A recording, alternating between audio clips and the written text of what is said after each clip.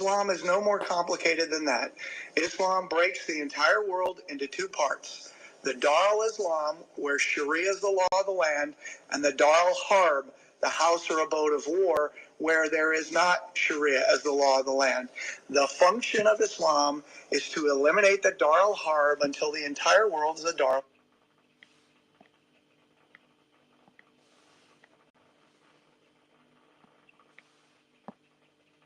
The entire world is a Dar al-Islam. And the vehicle to do that is called what? Jihad, which in 100% of all published Islamic law is only defined as warfare against non-Muslims. So let's just put that on the line. And so we're here talking national security issues. We have people here that are running for the office of President of the United States, and we have to begin there. And what I would put forth is that since, and actually prior to, but since 9/11, our entire national security apparatus has been unprofessional in its approach to this war, from the four-star generals to the office of the president to the national security staff to the leaders of DHS when it was created, the FBI, the CIA, and other agencies. Because we have said this has nothing to do with Islam, despite the fact that our warfighting doctrine says when you analyze an enemy, you start with who he says he is and why he's fighting. And 100% of this enemy that we're facing, from the jihadi in Chattanooga to the 9/11 hijackers and everybody before and in between, have all said we're Muslims waging jihad in the cause of Allah in order to impose Islamic law and establish caliphate, period. So that's what it is. And if we look in Islamic law, authoritative Islamic law, the kind you get at mosque bookstores, not at Barnes & Noble, you will see that 100% of them say that jihad is warfare against non-Muslims. And it's total warfare. It's not just guns and bombs. It's psychological warfare. It is political warfare. It's subversion. It is the whole 9 yards. It's total warfare, something that our DOD has not been practicing. I would say you'd have to go back towards Reagan administration and maybe even beyond that. Complete and total war against non-Muslims.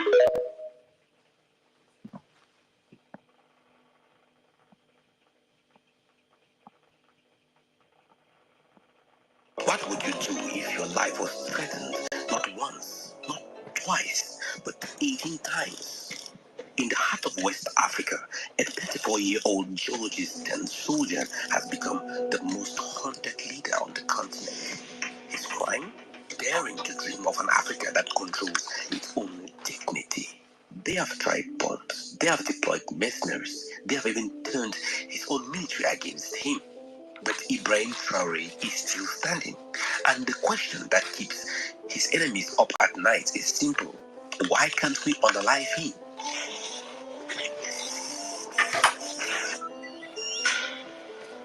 Welcome to the Strategic Lens on Africa Today, where today we are going beyond the headlines to uncover one of the most remarkable stories of survival on the African continent. Now, before we dive into the assassination plots, let me paint you a picture of Burkina Faso. This landlocked nation of 21 million people has long been caught between forces beyond its control. Colonial exploitation, terrorist insurgencies, and economic hardship have shaped its turbulent history. Many compare Traoré to Thomas Sankara, Burkina Faso's revolutionary leader of the 1980s, who was assassinated after daring to challenge France's grip on the country. And here's where things get interesting. Ibrahim Traoré wasn't born into a privileged family. Raised in the small town of Bondokri, he studied geology at a university, and by 2010, he joined the military. His rise through the ranks was rapid, serving in UN peacekeeping missions in Mali and earning commendments for his leadership in counter-terrorism operations. But in 2022, Burkina Faso was in crisis.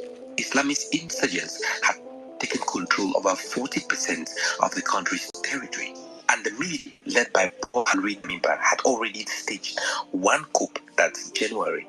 On September 30th, 2022, Captain Ibrahim Traore led a second coup, declaring that Damiba had failed to address the security situation. At 34, he became the world's youngest head of state, launching more than 18 much-needed factories in Burkina Faso within 6 months. But here's what most media won't tell you. Ibrahim Traore wasn't just any power-hungry military man. He even refused an increase in his salary when he became the head of state. He chose instead to maintain his salary as a commander, since he was the commander before taking power. His first actions in power sent shockwaves in power halls in Paris and Washington. He expelled French troops, cancelled exploitative mining contracts, forged new alliances with Russia, and began implementing policies reminiscent of Thomas Sankara's revolutionary vision. From mandating locally made clothing for public servants to freezing corrupt officials' assets. And that's when the assassination plot began. How are you? The first plot came just months after Traore took power. January 2023, intelligence services intercept communications revealing a chilling plan. A bomb was to be planted at Traore's residence during the African Cup of Nations match, when security was most distracted. Now think about this for a moment. How would you feel knowing that while you were watching a football match, someone was planning to blow up your home? The conspirators even had a backup plan. If the bomb failed, an ambush would be set on his motorcade the following day. But how did Burkina Faso's intelligence service uncover this plot? This is where our story takes its first surprising turn. Multiple sources indicate that Russia's foreign intelligence services provided the crucial tip-off, sharing names of conspirators and details of the plan just hours before it was set to happen. But then, what most people don't understand is that this assassination attempt was not an isolated incident. It was the first in what would become a pattern. A concerted campaign to eliminate a leader who dared to challenge the established order. By September 2023, authorities announced they had foiled another coup attempt. Lieutenant Colonel Everett Sumner and former government minister Prosper Basoli were among those arrested. But here is what makes this case particularly fascinating. The threats of this plot led directly to the man Traore had just overthrown, Paul Henry Damiba, who had fled to neighboring Togo. And behind Damiba, a network of interests that didn't want to see Burkina Faso chart its own course. But the most shocking attempt was yet to come.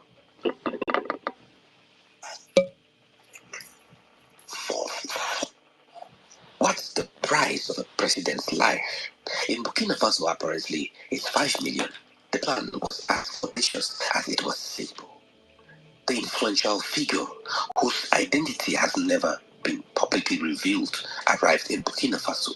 He deliberately cultivated relationships with soldiers in Traore's inner security circle.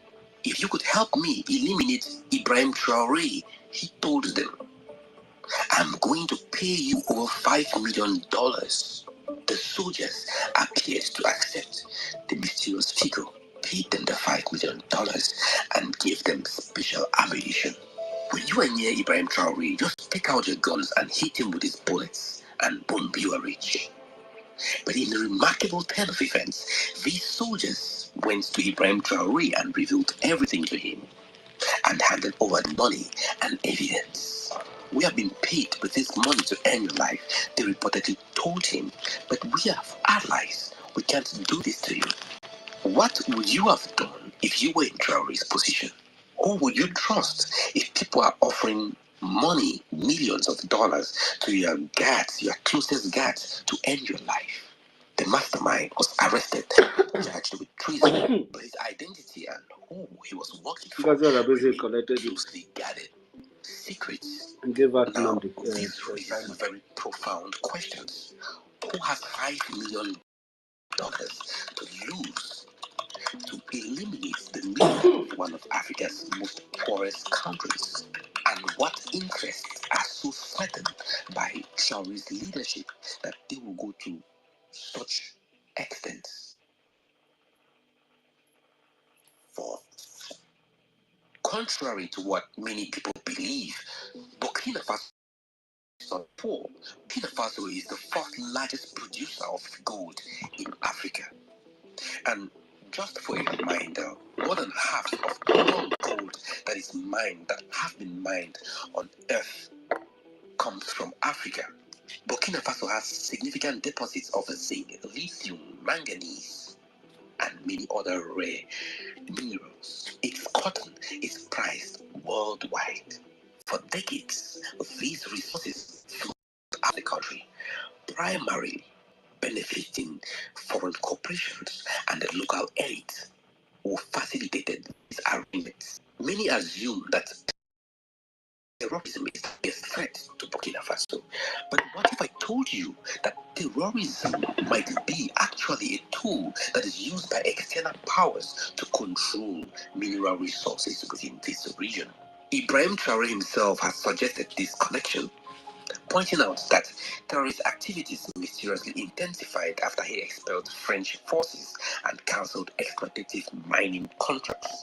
Then there is the regional dimension, the economic community of West African states, ECOWAS, heavily influenced by France, imposed sanctions on Burkina Faso and even threatened it with military intervention.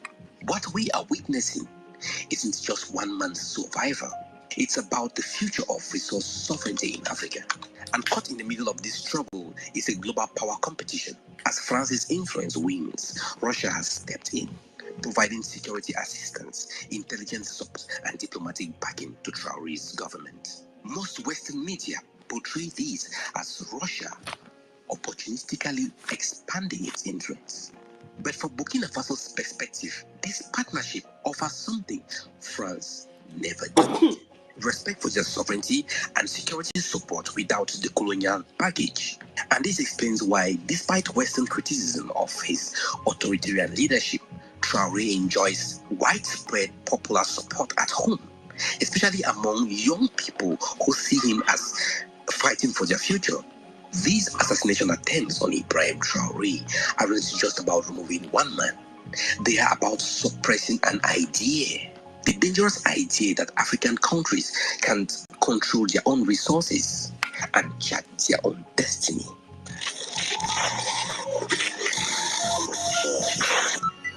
Despite the constant threats to his life, Traore has initiated ambitious projects, from local manufacturing initiatives to agricultural reforms. He mobilized thousands of civilians, volunteers to defend communities against terrorist attacks. Areas once controlled by jihadis are gradually being reclaimed. Markets are reopening, and more than 400 schools have reopened. But the question remains, can this revolutionary vision survive? History is littered with African leaders who challenged the status quo only to be eliminated. From Patrice Lumumba to Thomas Sankara.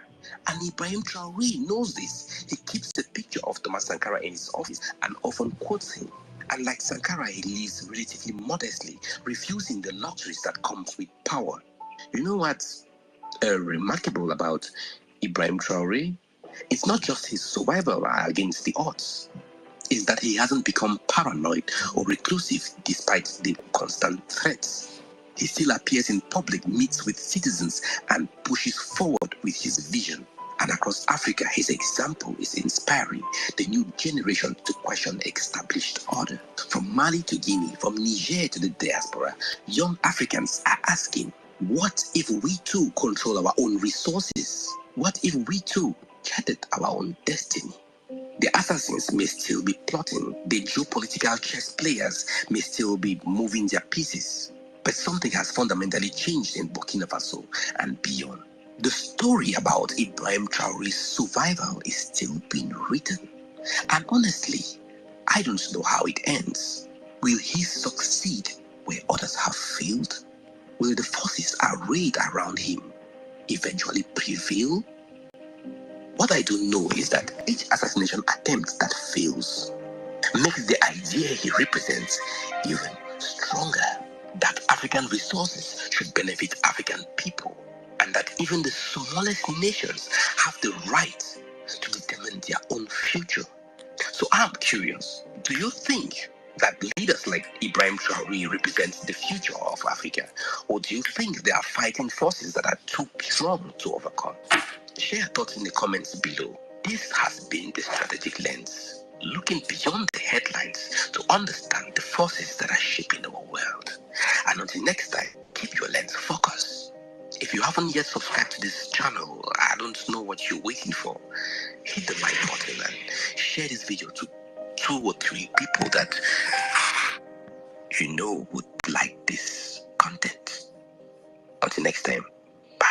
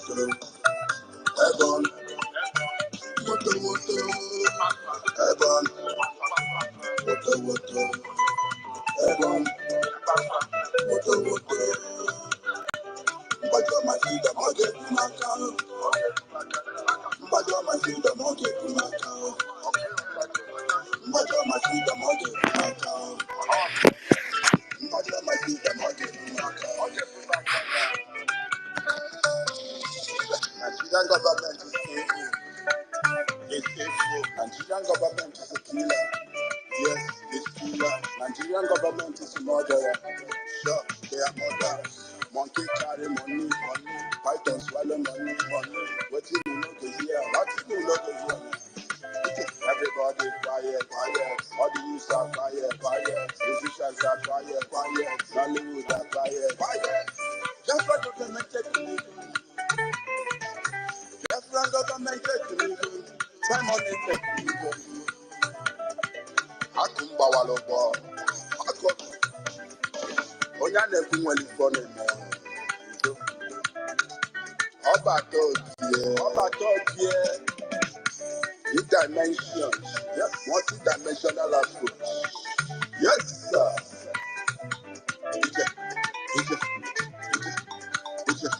Ebon. Yes, sir. Ebon. Woto. Ebon. Woto. Ebon. Woto. Mbajo my freedom, I'll get to my car. Mbajo my freedom, I'll get to my car. Mbajo my freedom, I'll get to my car.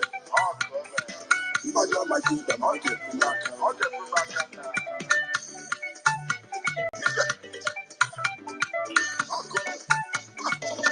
For many years you've been killing us. Many years you've been slaving us. But what they like to feed us. Waba, Obigo, Okwama, Papakeleke, Mbo, Enugu, Amo. Thank you, my mama. Thank you, my papa. Thank you, my siblings. Baba, yes. Don't they kill us? Don't they pass up by us? Don't they kill us? I am a good lady. You can't kill us again and just leave. At this time, I never question. If we put that Patago,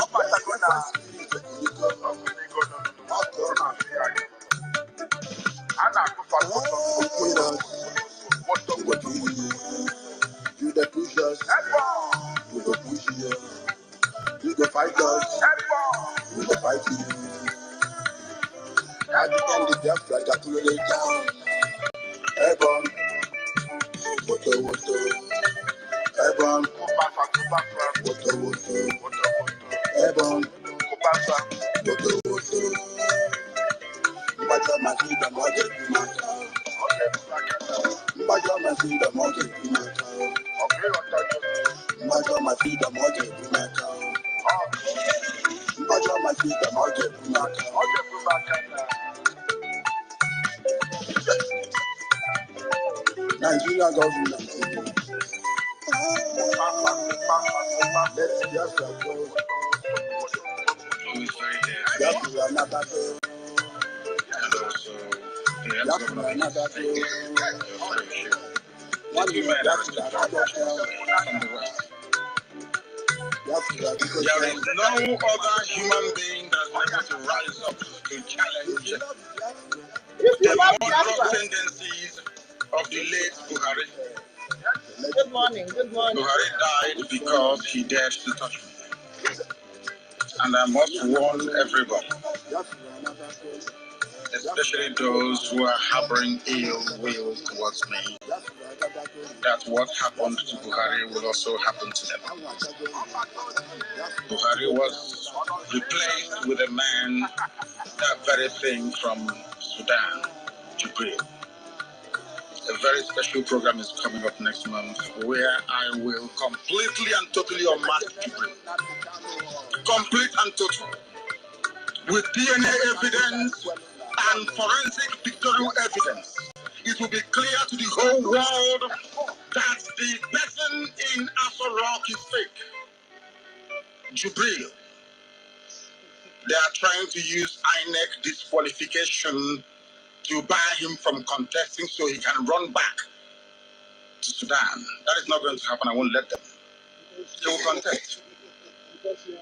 And the zoo will crumble with him. They know this. That's why they're running helter-skelter, claiming he doesn't have a certificate.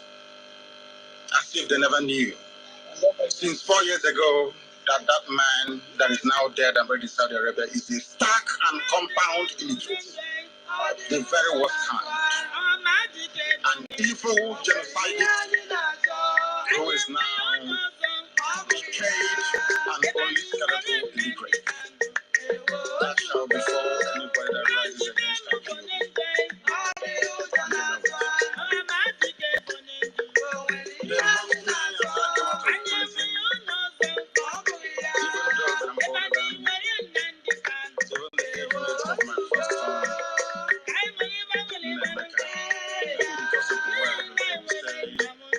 What these young men are doing.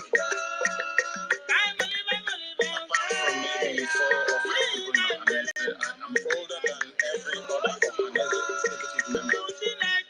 Then when you hear them talk about me and IPO, you think we're a bunch of teenagers. I don't blame them. A product of a dysfunctional system. They gave me very stringent bail conditions. I hope IPO members are listening very quietly. You must speak the truth always, even if it leads to your death. You must help the poor and those who cannot help themselves, and be of good character that God may love thee. That's who we are. So what will be your words to those out there? Our family is based on 4 cardinal points. You must live without fear before your enemies. You must speak the truth always, even if it leads to your death. You must help the poor and those who cannot help themselves, and be of good character that God may love thee. That's who we are. So what will be your words to those out there? Oh, but that's something that's valid. Innocent people die like flies. Some just killing, shooting, fighting.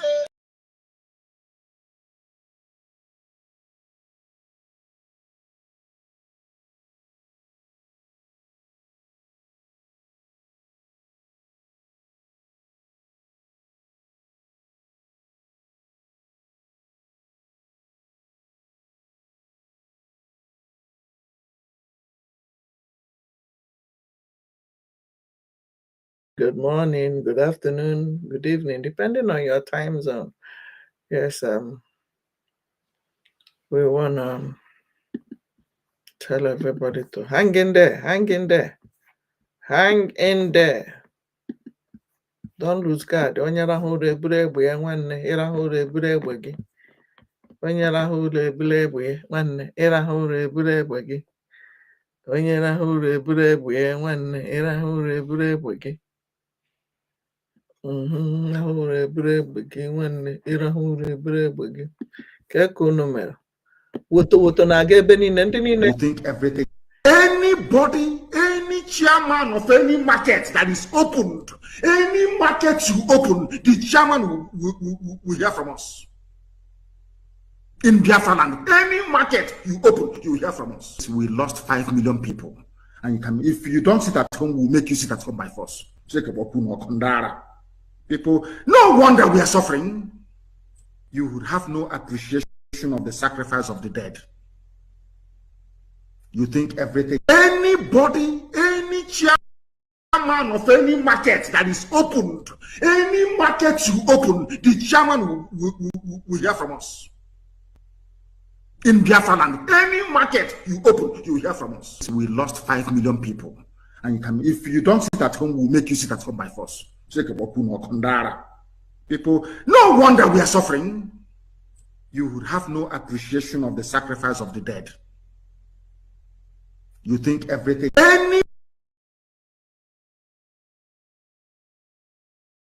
Shame on all of them. Food scarcity is ravaging the north because of these Fulani herdsmen. The thing have choked them so much that they can no longer talk. Northern leaders, it is a very big shame on all of you who are calling IPOB a terrorist organization. Meanwhile, your children are the real terrorists. Yes, they are the one. At least Shegumi told us that those bandits are their boys. They are their boys. Anybody that attack them will not get their vote and all that. Then this other one, BRGIE, was the one who went all over the place. Say, yes, we invited terrorists. We invited this Fulani jihadi to come. That jihad have started in Nigeria. So when you saw and heard all these things, the same northern leaders have no shame to be calling others terrorists. Meanwhile, they are the real terrorists themselves. They are the real terrorists because they are the ones that brought this problem on Nigeria. Northern leaders are the problem of Nigeria. Let them accept it. I have mentioned names here, and the thing that they are not even apologetical about it. So how can we be living with terrorists? If they don't want to live in peace with Nigeria, then they should move out. Look at since how many years now. These people will not let us rest. Unfortunately, nobody is talking to them. Everybody just feel like, don't mention their name as if they are God. How long are we going to live with these people in this type of condition?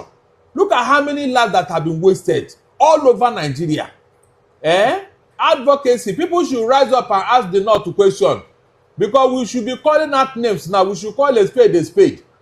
Because if this type of nonsense we are to be coming from another region, I wonder what the North will be saying.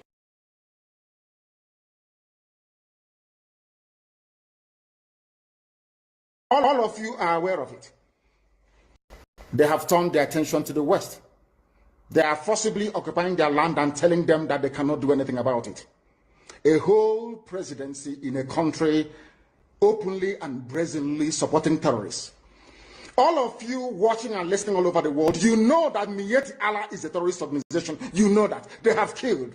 They have said that Benue State is theirs for the taking as a spoil of war. All of you are aware of it. You know what they are doing. Anywhere you have Fulani headsmen, terrorists for that matter, they tell you, oh, they are pastoralists. They are allowed to do their businesses in the forest. All of you are aware of it.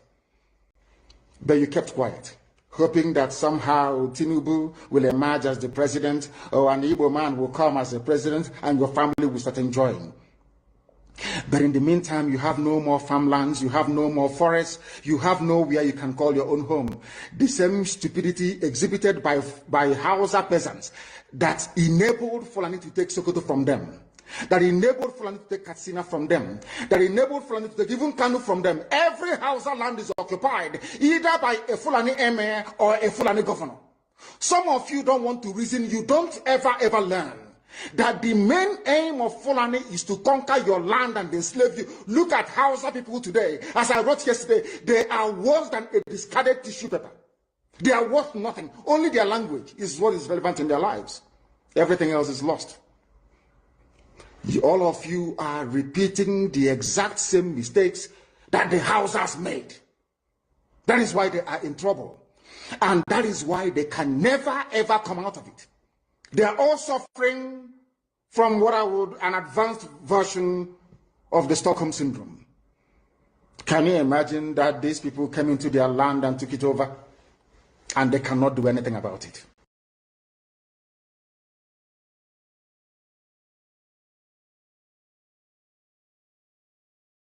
Anything about it. They cannot. You wait, they will come and conquer you, and you cannot do nothing. They have turned their attention to the West. They are forcibly occupying their land and telling them that they cannot do anything about it. It is a shame on all of them. Food scarcity is ravaging the north because of these Fulani herdsmen. The thing have choked them so much that they can no longer talk.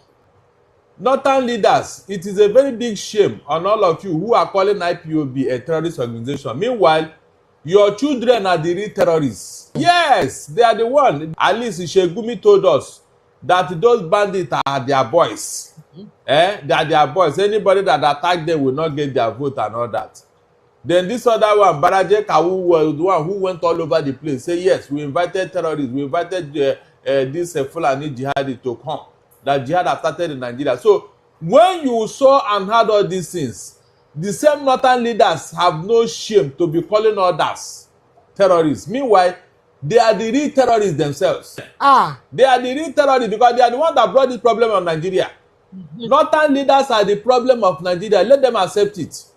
I have mentioned names here, and the thing that they are not even apologetical about it. So how can we be living with terrorists?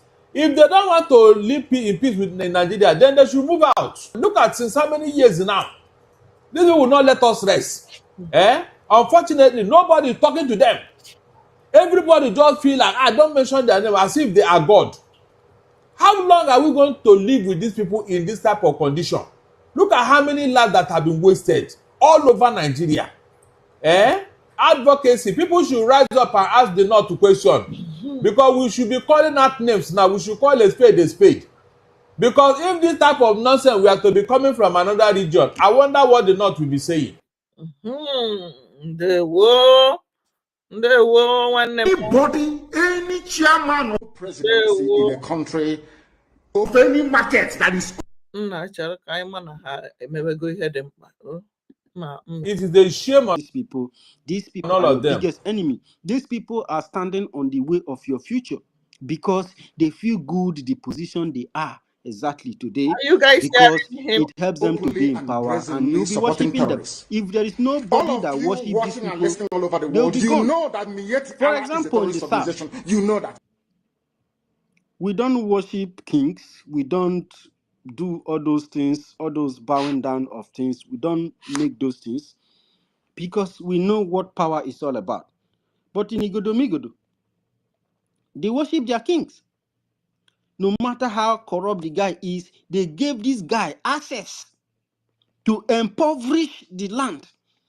They gave this guy access to sell people's land, sell land, everything in the land belonged to him because the people allows it. How many people can you kill when the people wake up? And that is why they don't want you to wake up, because if you wake up, the problem will be solved. If you accept the truth, you can never ever have a false identity and you think that you survive. You are speaking English that is not your language. I have told Starman, they always mess you up like a baby. They always treat you like a non-entity whenever you are with these people. Look at how that guy is pulling you. You are not even listening to the guy, how what he's saying and what he's addressing you. He thinks that there is a new Nigeria. There is no new Nigeria. These people are ancient people. They are as old as anything you can think of as far as this Earth planet is concerned. And as far as we are concerned, we know this. And we continue to bring that awareness to our people. Because if you think that you are a foolish person and you are more westernized than any other person, and then you speak English, you just to make yourself feel good, you think that there is a new Nigeria. There are no new Nigeria. The people has always been there before Nigeria came. In short, the predicament of these people began the time those who seek to create the nonsense you are calling Nigeria came into the land. You fight for your oppressors, you kill for your oppressors, you assassinate for your oppressors, you kidnap people for them, you hatch people's organs for them because they give you millions of money and you think that your life ends with just money. But this money never exists until some certain period of life. This money is created by humans. It is not created by nature. It is not created by God. They tell you, oh, God may create money. It's a lie. Do not let these people deceive you any further. Don't let them deceive you any further because they have done you so much harm. The money you are talking about was meant for business and to facilitate things to deal with people from outside the world. People as a community and as a society, they work together as team. They have dreams, they have goal, they have ambition. Even their young people have ambition. That is why the communities, the states, and the government and the leaders create educating programs, creative programs for young people to learn different talents and to learn different things so that they are able to contribute and become viable members of the society. All these things does not exist in your country. Yet you are asking somebody if please share this broadcast, I beg of you. You're asking people if what does it have, what solution does it have for the new Nigeria? There are no new Nigeria you are dreaming. You are going to see more terror because those people, you have killed their parents, you have killed their brothers or sisters, you have killed their kids, you have killed their husbands, you have killed their wives. Those people, they are coming for you. They are not going to say, okay, because you want Nigeria. If somebody have killed your wife, what are you doing on earth? Your wife did not die because he was sick or because her time has come and then she died. This very evil creation that kills our people cut her short. If your wife is dead, how much life do you have to live? So the most important person in your life is gone, killed, and you cannot retaliate, you cannot revenge, you cannot do anything, and you will just be, you are a coward and you are a slave. I call you a slave because all of you are slaves. You don't come to me telling me that you are in Nigeria, you are this. I'll just look at you and smile. In my mind, look at this stupid slave that doesn't know anything. Because if you know something, you wouldn't accept such identity. Of course, if you go to, maybe you are making paperwork or you are doing something, you can use it because you are still in that hostage. But when we are fighting here, trying to uproot the creation of the enemies of our people, the enemies of our future, the enemies of our survival, you don't come giving me that new Nigerian bullshit because new Nigeria does not exist. A new Nigeria is the establishment of the jihadist Sharia law in your life, in your land. It has nothing to do with building you and your family. It does not correlate with that. As far as I'm concerned, the only thing that is going to be new for me, or the only thing that is going to be viable, is Biafra. There is a future we are looking at, and I wish you can see it. Every night I pray to God, I say, God, please bless my people, open their eyes, and allow them to see the future. Show them in their dreams how their future will be like, is going to be like in Biafra. So that they will not become the serious enemies of themselves. Because whether you like it or not, the people, the so-called slaves in Nigeria, they are the enemies of themselves. You know why? This land was betrayed.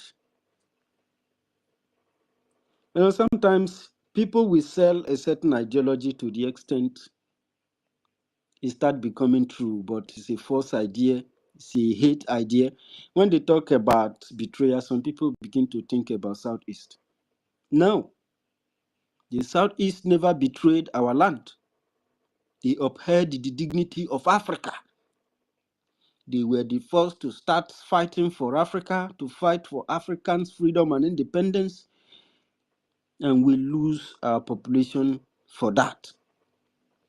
So if somebody is telling you that there is a new Nigeria, the person is mistaken, because you cannot come to me and you are telling me that your land is colonized, your land. But how?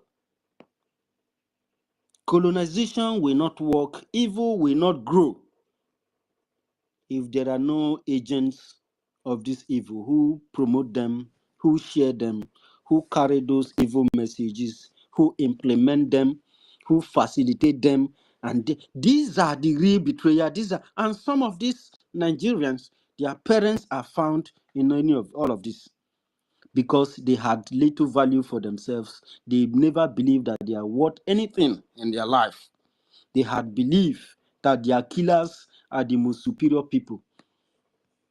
Some people even have, cultivate the habit of telling people, Oyibo Bomo, because these are families who have never engaged in anything that will wow people, that will surprise people.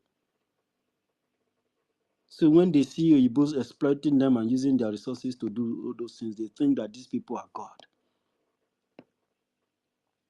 But whatever they do is not my problem. You know why? The solution is always right there in our hands. We don't listen to ourselves. We are not organized. And you are fighting for the same thing you are condemning as colonialism. That's if you represent Nigeria, you represent colonialism, you represent the exploitation of Africa, you represent the killing and the sponsoring of terrorism in Africa, you represent selling of people's organs in Africa, you represent the human trafficking of people that is going on. There are individuals who are members of the political class, whom their family members and their friends, they offer it to them as a beacon of opportunity. And they tell them, they will come to your family and they tell you, oh, you people are suffering. I can help you. I will take your child to wherever. And what did you learn? You are a tailor, you are a hairdresser. If you get there, you start doing hairdresser work as if that place is his father's land. And then they will take your child, getting to wherever they are taking him or her. She will start doing prostitution. Some even supply our men to gays companies. My brothers and sisters, a lot of things are happening in the world today. Things that make someone shed tears. After programs, 2 times I had programs where Dr. Mbatu will speak. I go home crying because I can hear his heart. I can see what he sees. Things are happening in the world today, things that will make you want to go crazy are happening. So if you are there, you think that there is a new Nigeria. There is a new Nigeria. There are no new Nigeria. And the reason why the assassins in the time past were able to eliminate all the people who would have been fighting today is because many people are not alive to the responsibilities of their immediate environment.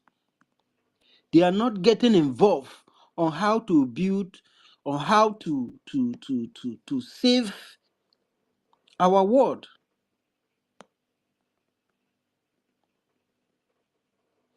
and they thought that they will find peace. You know, these people have not fought for freedom before. Immediately they engage them this weapon of economic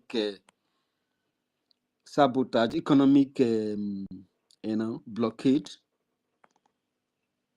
and people and children started dying. They gave up because their heart wasn't built for it. Their heart wasn't strong enough. They didn't have any kind of endurance training that they will help them to endure through this tough time and fight, knowing that what they are fighting for, they may not be the ones to just enjoy it, but the future. Imagine if we had won that war, if we had gotten what we're looking for the time that Ojukwu was around. By now, you and I will not be here. If we will be here, we'll be discussing something very different. Because the awareness and the understanding on how to take care of our home, what we should do and what we should not do, and the system that will help manage this thing has been established. We will be discussing important business issues. Or probably we'll be presenting one or two technology that we have been just brought to market. They don't want you to survive. They want you to remain under their foot. That is why when they are telling me that we have only one lobbies in only one country, I don't agree with that completely, 100%. You can have lobbies as many as you can if you have the resources. You can have them all over the world. Imagine if Russia had not stood with Ibrahim Traore. We should be seeking. You are a Biafran. You call yourself that you are a freedom fighter, a fruitless freedom fighter, an effortless freedom fighter. You are stagnated. For over 4 months, you remain in one place. You don't move forward. You begin to use whatever it is to try to entice people. What are you doing to meet other African young leaders? Create friends. It is not about emotion. It is not about pressure. What are you doing as a Biafran? The people you are looking up to, you want to fold your hands and wait for America to come and save you. But you forgot that during the 1960s, America was partnering with these people. He saw these people that were moving for agenda for Islamization. He knew that the war that Nigeria was fighting was for Islamization and to take the land. He knew that there is an agreement between the British and the Arab world and these their foot soldiers that have invaded the land. What is the time difference between the time that the British invade our land and the time that the Fulanis invaded? They have common interests. These people are aware of it. Today, they continue to partner with the corruption of Nigeria. They continue to partner with the sellings of organs of Nigerians. Countries, Germany, France, Italy, UK, name them. They are not partnering with Nigeria because they love Nigerians or because they want Nigerians to succeed or because they felt that they knew that Nigeria has no goal, it has no aim, it has no purpose, it has no plan. There are no reason to be a Nigerian. We are completely a different people who aspire always to be better, to be good, to create, to build, to bring things to life. But these people screw us. Anytime we establish something, they will come, they will bomb it. And their bomb, the signatures of their weapons are weapons of countries whom we are looking up to, that these people represent freedom and dignity of humanity. But it is a lie. It is not true.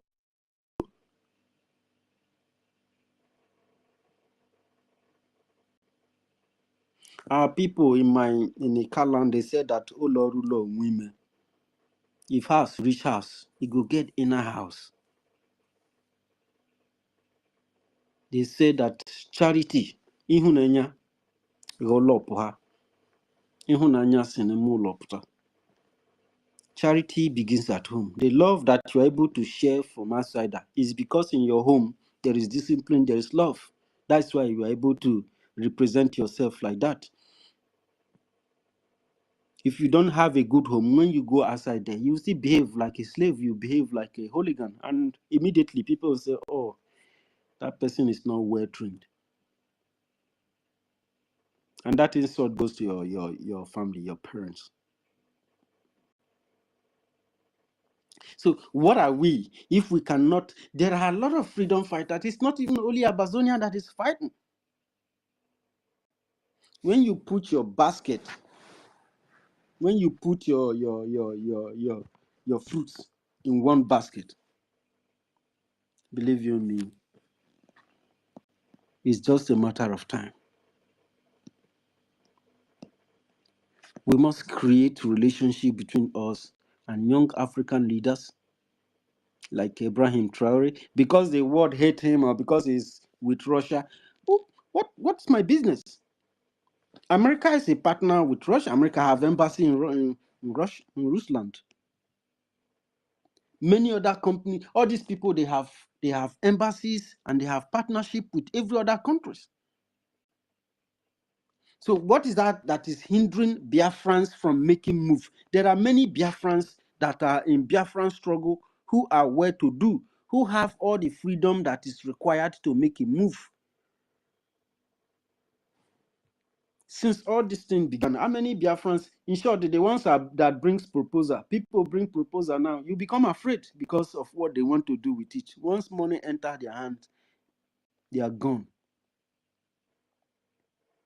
So everybody in this land has sabotaged this land. Your actions have led us to where we are. It is not people from the southeast. In short, if it was possible to tell people from the southeast, relax, make we fight this fight, because una don't try, una don't pay sacrifice, we go do am.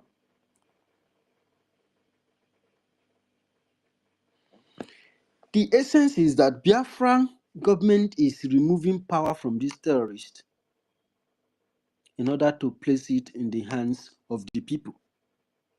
I tell you, my message is very tough. It is not everybody that can listen to it and be happy, because it is the truth. I preach it raw, and you will be very, very uncomfortable with it, because I know that when it will sound, you will remember this very day that I said it.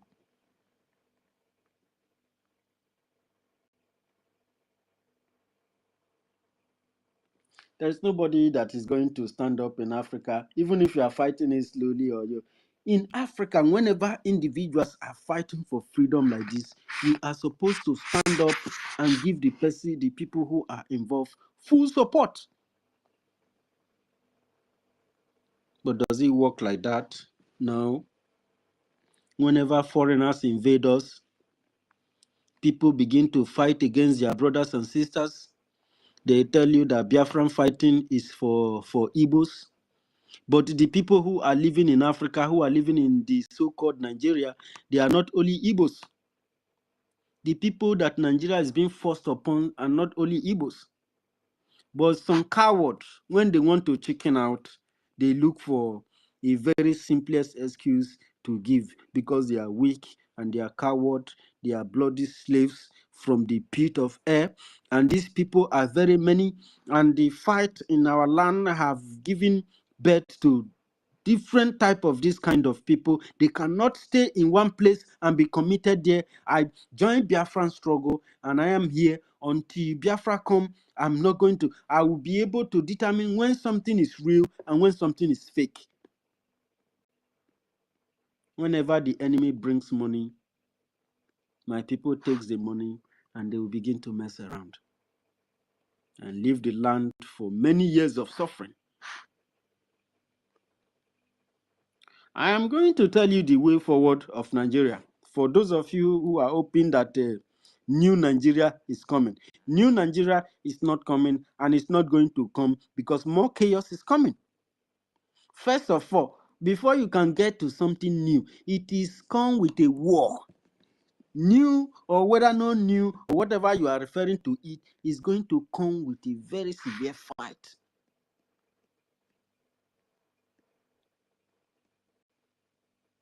For you to have a new Nigeria, there's going to be a serious war. Which means after you have fought and gotten your freedom, you still want to answer Nigeria. And that could be a new Nigeria. For you, for those of you who does not know what Nigeria means, that wants to accept that name, the slave name. But I tell you, you are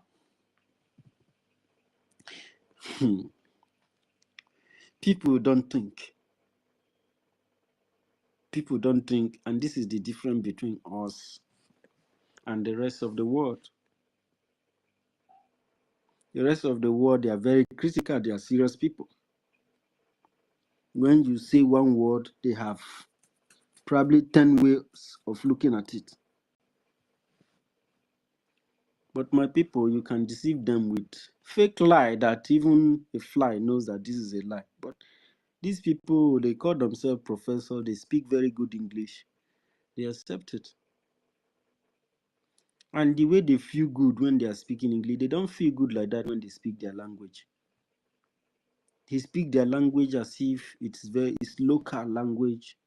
It's not supposed to be spoken. When you speak local language, you are supposed to be charged.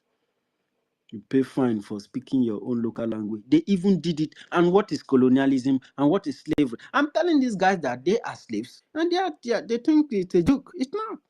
You are. You as a teacher, you are not even teaching the children what they're supposed to learn from you. But you flog them for speaking their language. You even call their language vernacular. And today being Friday, the Good Friday, as the world may call it, and the 18th of this April 2025, I tell you that you are a fool. 70% of teachers in the damnable Zoological Republic of Nigeria are foolish. In short, they have disrespected the land. Their focus is never to develop the land. As a teacher, you are meant to develop the people. You are meant to keep the people informed. You are meant to instruct the people, to enlighten them about their immediate environment and their survival, about how the land can grow, how the land can survive, about how they are very, very important and more than valued about anything you can think of about on this planet. You're supposed to raise them. They said, train up a child in the way she should go. When you train a child, all these fools now are the product of the people you are calling teachers. From head to toe, it doesn't matter if he has gray hair now or he's still a baby, he's still in the youth. These are product, the most evil people, the baddest people are the people who teach you, who raise you. I don't care whether they are your parents or your headmaster or your headmistress or your lecturers and your professors in your schools. These people are as useless as anything you can think of. You know why? They help in indoctrinating you. They make you, they train you, they raise you as every Nigerian is a saboteur. Because he is the most grievous saboteur on earth, because he's not just sabotaging his immediate environment, he's sabotaging his country, he's sabotaging his continent. And he's been trained from baby, from kid, from school to be a sabotage. He's been taught in a foreign language. The textbooks that he uses was written by people who are not from his own continent, not even his country, or even his people are not educated. They don't write physics, and none of these things are written in his language. He is being trained in school. They teach you how to be Nigerian, how to be a slave in Nigeria, a nigger area, a slave area, a black area, a black homes. This is what they teach these horrible individuals in schools. And whenever they speak their language in their own land, not in abroad. Maybe in abroad, yes, you can say you should learn Italian, you should learn French, or learn Spanish, or you learn German. because you are in their land or you are planning to travel, decided to engage in learning foreign language of the area you go in. No, these people are in their land. They believe that they have a government, but they are being taught in a foreign language. And they teach them how they can. How can somebody be teaching you how to be a Nigerian, how to be a slave? And then when they are teach you, they tell you there is nothing we cannot survive. They bring hunger, we survive it. They bring colonization, we survive it. We are still alive. You should not be alive if you cannot have your independence. You should not be. If you don't have the power to determine your future, that life is not defined. Believe me. How many of these Africans, wherever they are, can boast of being in control of their life of anything? No. Even if them give you the paper and they give Oyibo, I said it yesterday, you waka come outside, they will control the Oyibo, go pass. But you, they will hold you, they will turn the other side, they will even call it fake. Even if it's original, they have the power to say it's fake. And then we've seen so much. The suffering is too much. The intimidation is too much.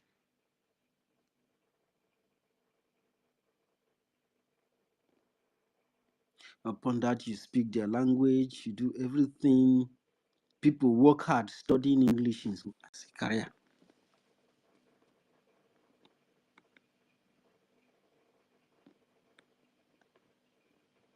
The same people you have done all this thing for would sponsor terrorists, ship them. These people ship 75,000. The time people rise up to defend their land, fight for their freedom, they ship 75,000 foreigners. And close to 50% of them perished in Biafra land. Since that time, their hatred has never come down. The British shipped 75,000 Fulanis to come and fight Biafrans, and the people in the middle belt, the people in the north, the Yoruba people, they were willing and very good, happy to come to kill in Biafra land. But when the war started, they realized that what they projected is not what they are seeing. As slaves, they have to run to their slave master for idea. They are the one that has the power. The French is there in Cameroon. They can block the way. And these people are allies. They are allies in destroying the world in order to build their own. They want to be superior. They want to have superior firepower. They want to be the one commanding. They want to be the one exploiting other people and destroying their life, altering other people's civilization because they wanted one world order. They create an order of their own dream. And my people have been living on it for so many years with pains. The tragedy they brought upon us is too much. And I can't wait to carry gun to defend Biafra. If I should die, I should die as a Biafran, not just dying as a Biafran, but dying doing the needful. Because it is the future that holds something. Not just for my people, for African people, all Africans. I don't believe in religion. I don't think that my African tradition is a religion. I have never seen any African who preach or crusade for African religion in other countries and begin to teach them our ways and our way of life, our system of government, Asian system that we have practiced. They never did. But most of what your practices today are people's government before. They changed it. and my people are perishing for it. I'll continue to remind you what happened in the North Africa. It's bloody. It was bloody. That is why if you go from the East Africa to the North Africa today, you can still smell the evidence of what I'm telling you. Even some people in those areas, even especially Morocco, they will tell you that they are not Africans. Some of them are even as confused as you are. They don't know if they are European or Arabic or African, because their ancestors had eliminated your ancestors and has occupied the land, and they have built an order there. But the small one we have, you don't want us to protect it. You don't want us to save it. You want it to be under that system that the same people create. And now they are coming to do to us what they did in North Africa, and you're watching them. The only few blacks that have managed to survive. Forget they tell you Africans are poor because they give birth to many children. It is a lie. Do you think that your population is more than the population of French? If they really want to release a right figure? Or you want to say that the population of all the white peoples in the world outnumber, that the population of black Africans outnumber them? It's a lie. But the continent, Africa, despite the rift that is happening now, that Africa is trying to break into another continent, because it's time. It breaks. And that is why you have to increase your fight, because you are winning. Things are happening. Apart from that, if you put America and Europe, all of them inside Africa, Africa will swallow them. But the population of these people outnumber the population of people in the African continent. But they will tell you that you have too many children and then you are unable to cater for them. So therefore, you are suffering, you are poor because you have a lot of children. Those are the kind of deceit they give people. These people see finish.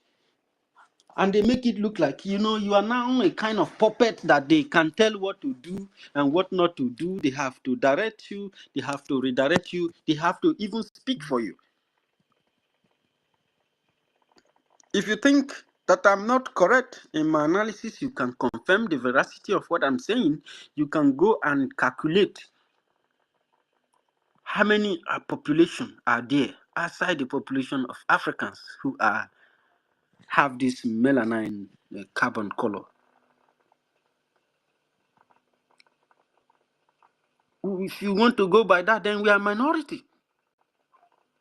And that is why you can never ever get any prevalence, any assistance, except if the Arabs or the Islamists have not gotten it, you are nowhere to be found. That is why when they decimate your land, you will suffer. They will be telling you that, why are you coming to our country? Go back to your land. But they have military base in your land who harbors terrorists. Unleash them at night against your village, and the entire community will be running helter-skelter. People elude their land, running abroad in search of safety. If you even get there, you don't even know what is pursuing you. They strangulate everybody economically. And they know what they are doing. And when you move, they tell you, what did you come to? You go to court like criminal. They try you. No matter what you tell them, there are still Nigerians, Fulani breeded children who are working in their embassies selected by them. They had interpreters who chosen by them.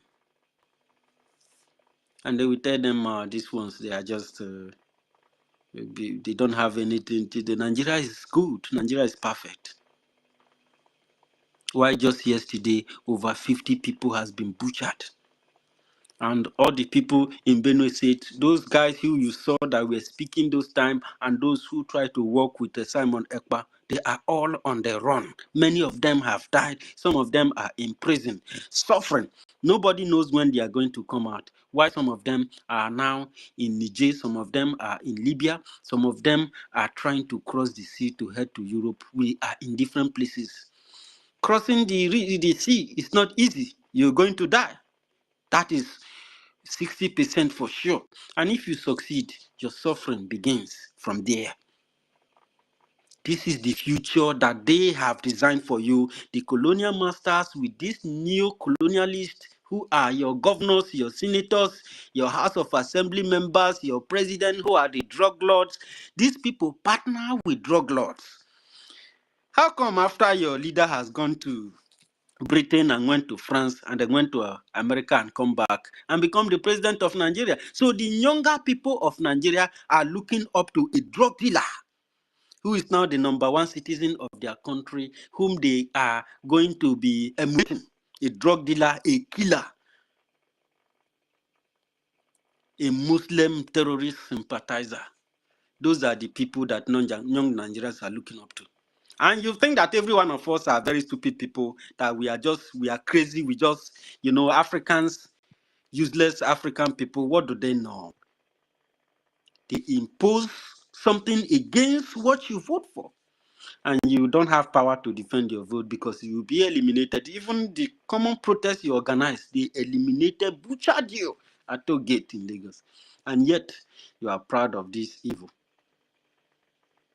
You are proud of being a creature, that you are a British creature. They created you. All the life that your ancestors have lived for thousands of years before the conqueror who created Britain. Go and study the creation of Britain. Britain, when was Britain? You want to talk about Biafra that have built wars.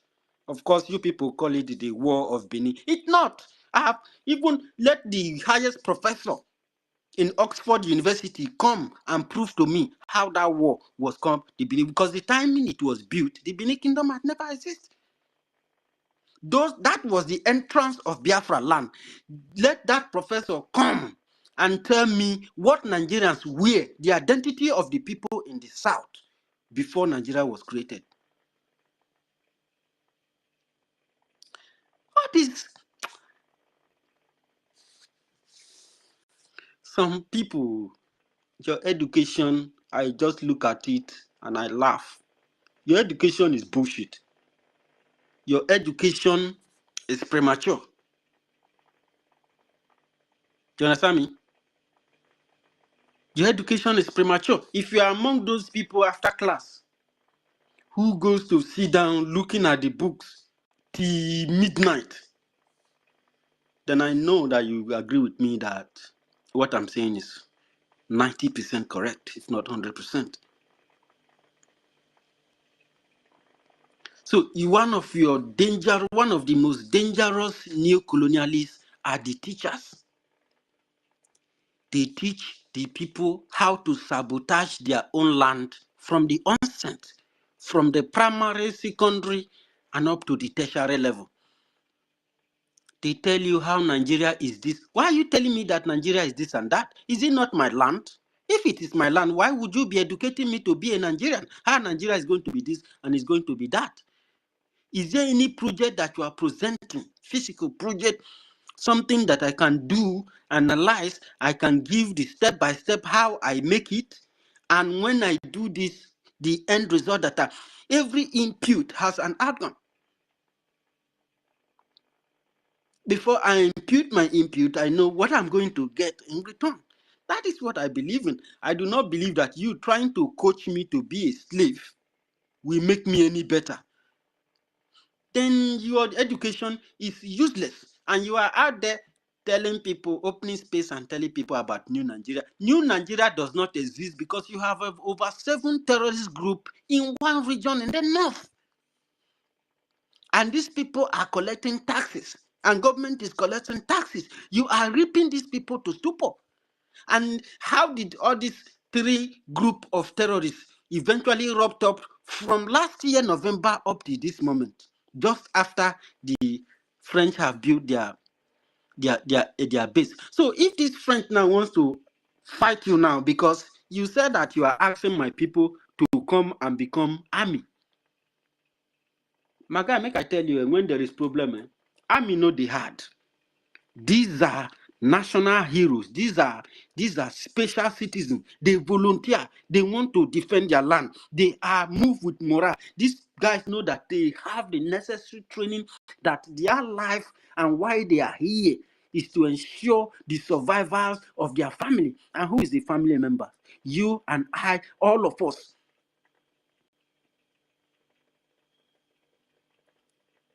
You think that if Nigeria is their country, will you be the one asking them to come and join the army? They will be the one registering for the army.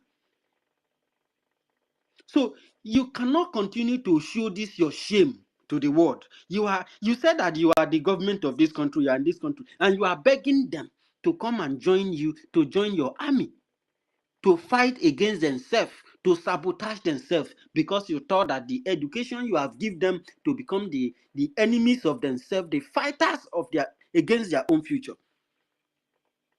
Then it is now to recruit them to destroy themselves. You are telling them to come and join your army. Outside the Biafran Liberation Army, there are no other army in Biafra land. Every army in the south, where I am from, and every army in the southeast, where I am from, you are a terrorist. If you are not functioning under the Biafran Liberation Army, the Biafran Defense Forces, you are not under any state as designated and designed under the Biafran Republic government in exile, you are a terrorist. You have been engaging in the hatching and harvesting of organs of our people. You have been involved in those barracks who are putting the body parts of our people in the fridge and transporting them to the West. You are evil. Why these one Nigerians and Biafrans are asleep, the devil and the evil people, who have hijacked power into their hands, and now they can decide who lives or who dies. You are involving yourself with them against the survival of your own people after how many years of intimidation, calling you poor, calling you this. Some even tell you that you come to their country because their country is beautiful. This is somebody who doesn't know where you are coming from. University. Please, so don't be offended, my brother. 1 second, I beg. No verse, I beg. Please, I just have to say something quickly. Eh?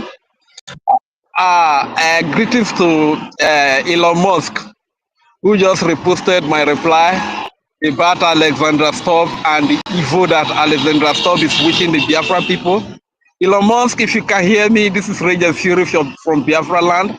Thank you very much that you got our message, and today you reposted my reply on Alexandra Stubb. I appreciate it. I yield the mic. Thank you very much. It was celebrating Ranger Fury. You know, back on with the song.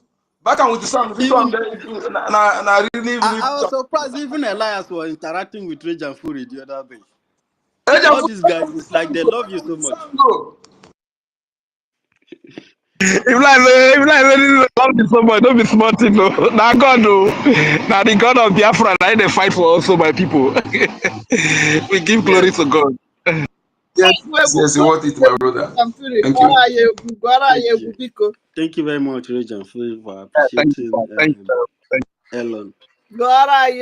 Elon, as in, to my heart, how I feel about him, I think that he's a good guy and he has used his platform to enlighten many minds. Many intellectual, many informed people of different category have been coming out using the platform of this X to, unlike what Facebook is doing to people, you cannot say your mind. You cannot even interact. There are things you say. They said hate speech and this and that.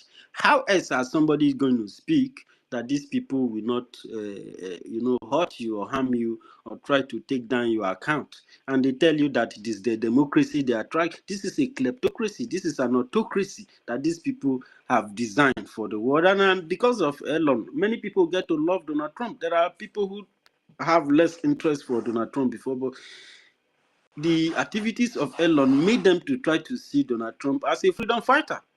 And that's a fact, whether it's not true or it's true, but this is what they have made. And the decision that guy has made so far is even considering shutting down all these embassies that exploit Africa, all these embassies, American embassies, British embassy. Imagine, I never knew that High Commission is also embassy safe. So what makes it high? What makes the British Embassy High Commission? What?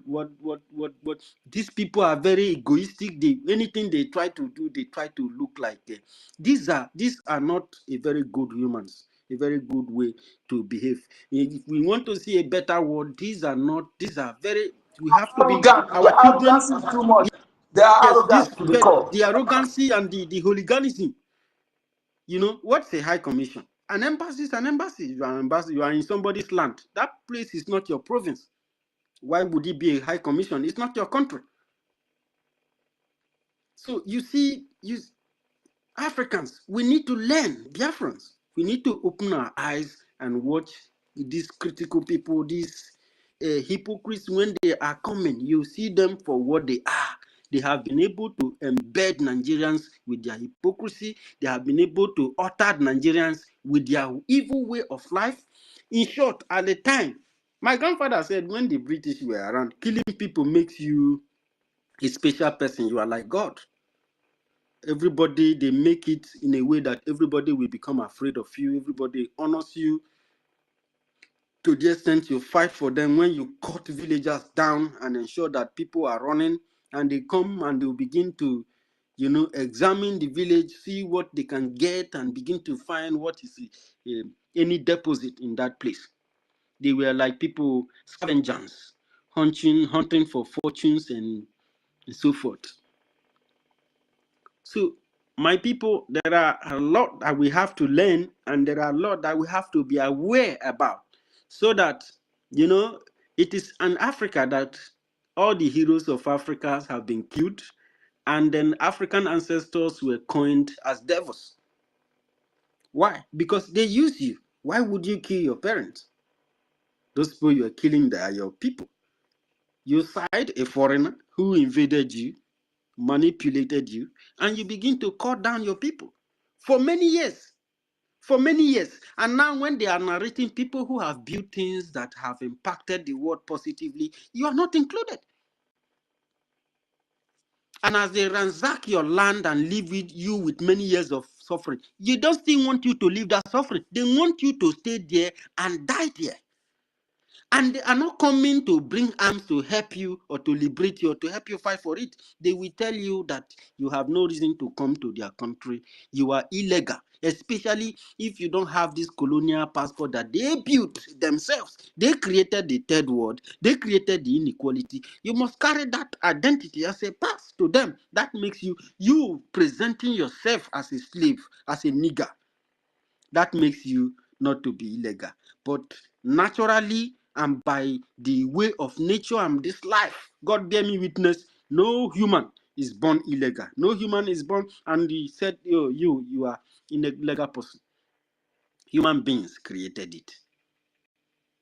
Their inequality is so high that they have to identify human being with blood and everything inside him as a black. And they also have a color they call black. And they also have a way of identifying anything evil, anything dark as black. And people with low understanding sees you in that direction. There are people who believe that you climb trees. You jump from one tree to another. There are people who believe that they even give you civilization, which means all the life that you have lived before this, your Nigeria or whatever colonial countries that was established in Africa by them. Because America told them after the Second World War, that thing that you are doing in Africa, get out from there. That place is not your land. Stop exploiting these people.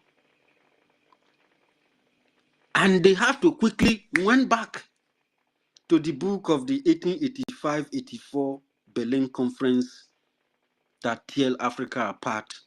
They have to select the ones that help them to financially, it's all about financial and resources gain. If not, who will partner with a country that sees the death of 3 million children by starvation? A country who could not stand in combat. A country who engages, who supposed to be fighting war, they look for weaker link penetration. The Nigeria was actually practically sacrificing all their aircraft in refugee hospitals and farmlands so that people will not be able to have crops to harvest. And the same person who created this country was still the same person who shared this idea. If he loved the land and he loved you as an African, can this kind of thing happen in Europe?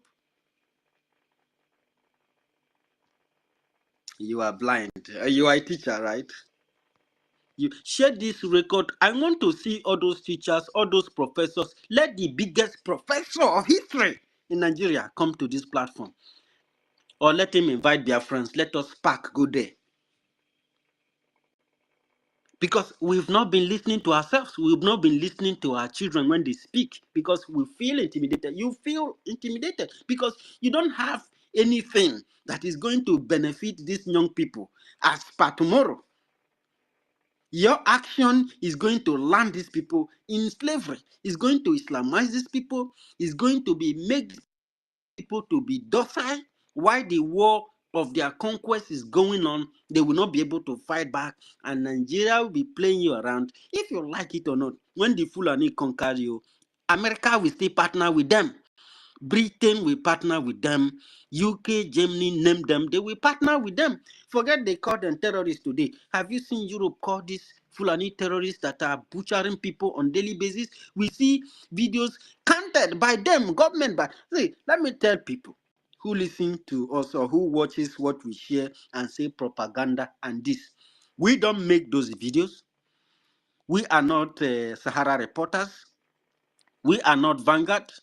We are not NTA. We are not EBS. All the things that we show you is something that our people happens to be there live. And then your media house will post it. And then we will help them to post it and talk about it based on what we know. So our informations are genuine. They are very accurate. We didn't make them up for you. You make them. Your media houses provide them. Because if you think that you are a media house and you are licking the asses of your oppressors because you benefit from them, without them, your media will not function. And then you have to silence the ordeal that is happening in your land. You are nothing but a worthless slave. You are a Nigerian, you know. Tell your teachers and your professors, share this video to them. Tell them that Osai Bright, challenge them, every single one of them, including Professor Oseweke. Tell them to come here. Let us chat. Let us listen to ourselves. Let them tell me the future of Nigeria. And I will give them hundreds of millions of points where those their new Nigeria and whatever they think they've got will not work. You are just saying Nigeria because you are a coward. You know that Nigeria means war to Africa. You know that Nigeria means war to Nigerians. But there are no capable hands. There are no superior group or any individual who has been able to challenge this and succeed. Because Nigeria is the UK and is coming from the palace in the UK. And as far that kingdom is still standing there and Nigeria is still standing, you have no future. You think I'm afraid? I have lost my life many times over, and this is not going to be different. As I'm talking to you, I don't stay in my homes. Nigerians here, we are even liaising with the government of where I live to uproot me.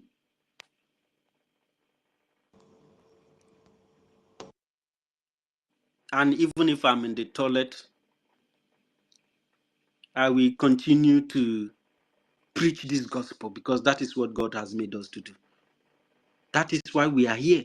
If we don't send this message out there and we die with it, that is a sin against the Holy Spirit. It's unforgivable.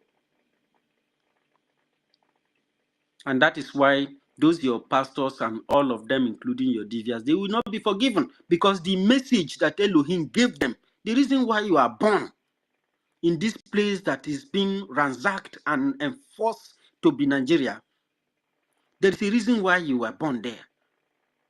And that reason is to preach this gospel and support the people in order to come out of this predicament. It's very dangerous. The network connection of this evil is very large. It ran from that Biafra land down to the west, and the people who are sitting upon your future are very powerful and serious people of this earth. But those people are infinitesimal.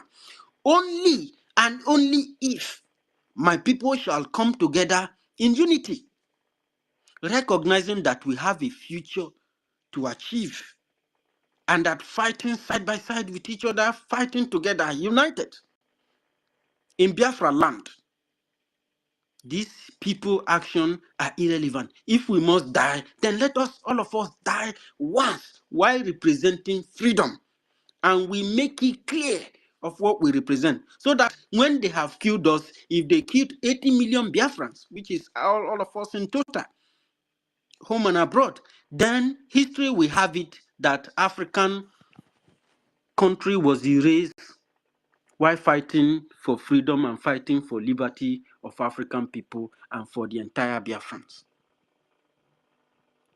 That is why when you tell me this one is this person, this one is this person, had the black people not been involved in the killing of my people, I would have thought that white man is the devil. But the black man is, no wonder they call those people black. It is not all Africans that are black.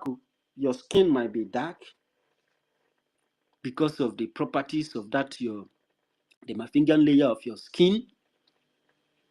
But that is, when you examine your skin, you see that you are very, very special. But there are people who are black men. The black men are the corrupted seeds.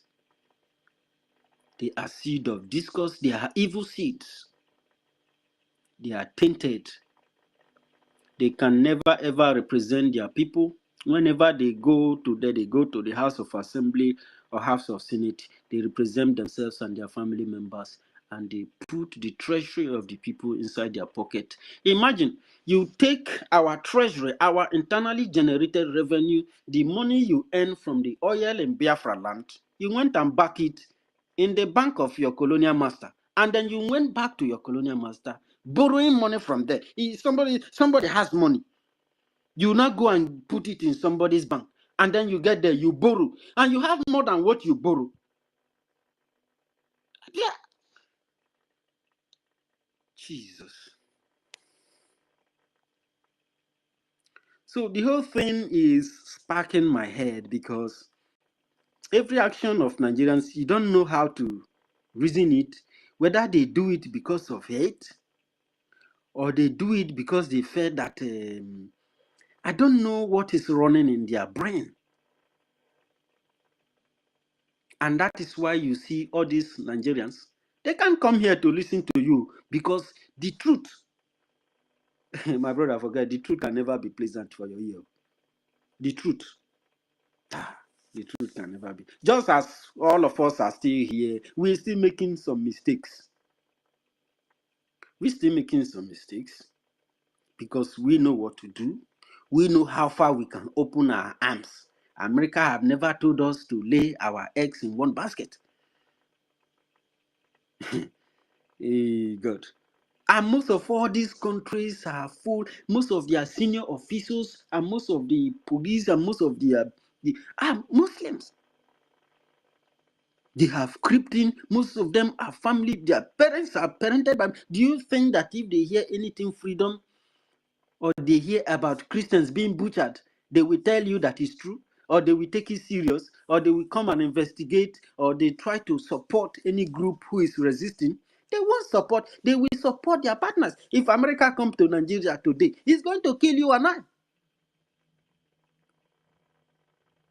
Because humans are selfish in nature. They don't like the survival of others. They just do what they do out of maybe, when did human beings grow up? Some people in their country, when they tell you that Africans, they try to say Africans, their women, how they enslave their women. Their women are just a common property, and this is. But in their country, it's not up to 20 years they started allowing women to vote. Where in my land, the decision made in women council, you can never ever alter that decision. Once you take it to any Ogwa, And once you say that Umuada have resolved this issue, this is their resolve, they are not going to utter it. If there is anything they felt that is not complete for them, they will invite the heads who make those decisions. And those people will give the ground with which they make this decision, and it will stay. But some people just allow their women to start voting just yesterday. I am not saying that there are reckless people that are not very good in terms of the way they see other genders. But that is not the major problem here. The major problem is that some people are causing us to be very disunited, and we as a people are not doing enough to quench this. So this is not fair for us as a people. We are repeating what some slaves have done in the past. All these people you see now that they are in politics, their parents were saboteurs to the land. They led the land inside the hands of the whoever that have enslaved the people, who involved in human slave marketing, who involved in human organ harvesting, who involved in resources scavenging. And because of them, many people die. The land was in peace. Some people said that we were fighting each other, we were fighting this, we were fighting that. In the south, before the first fight started, the people have not been developed at the point they are developed now. And those fights was not made by the people. Some people bring aliens into the land and begin to cut communities down.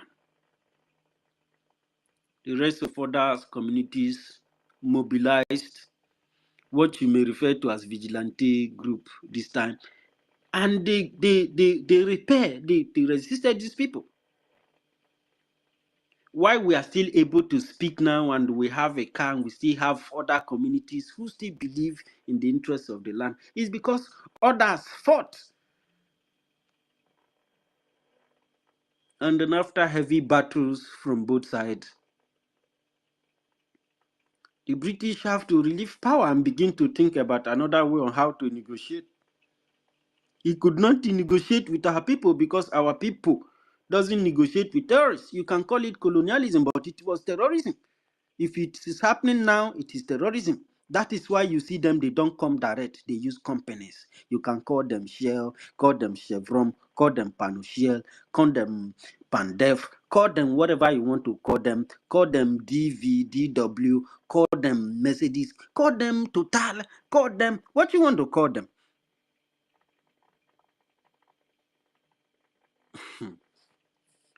And when you want to dismember all these firms, all these companies, and you find out that there are top business persons who are politicians, senators, including presidents in some countries where they have energy, they have clean environment, they have beautiful gardens, they even have skyscrapers, are helping in destroying other people's land so that they can build those things in their place. Then you, what is your own? What is your own takeaway? What do you take home? Those one Nigerians who are looking for a new Nigeria as a way forward, your way forward in new Nigeria is your doom. Because before you get to new Nigeria, before you can get to Nigeria means war. Nigeria means slave, black slaves, worthless slaves. Go and ask the queen, okay, that the idiot is dead. Go and ask the king of England. Ask him, what is the meaning of Nigeria? And why was he given to Nigerian people? Apart from the false claim that it means because of the riverine area. It is not only the place you are calling Nigeria that they have rivers now.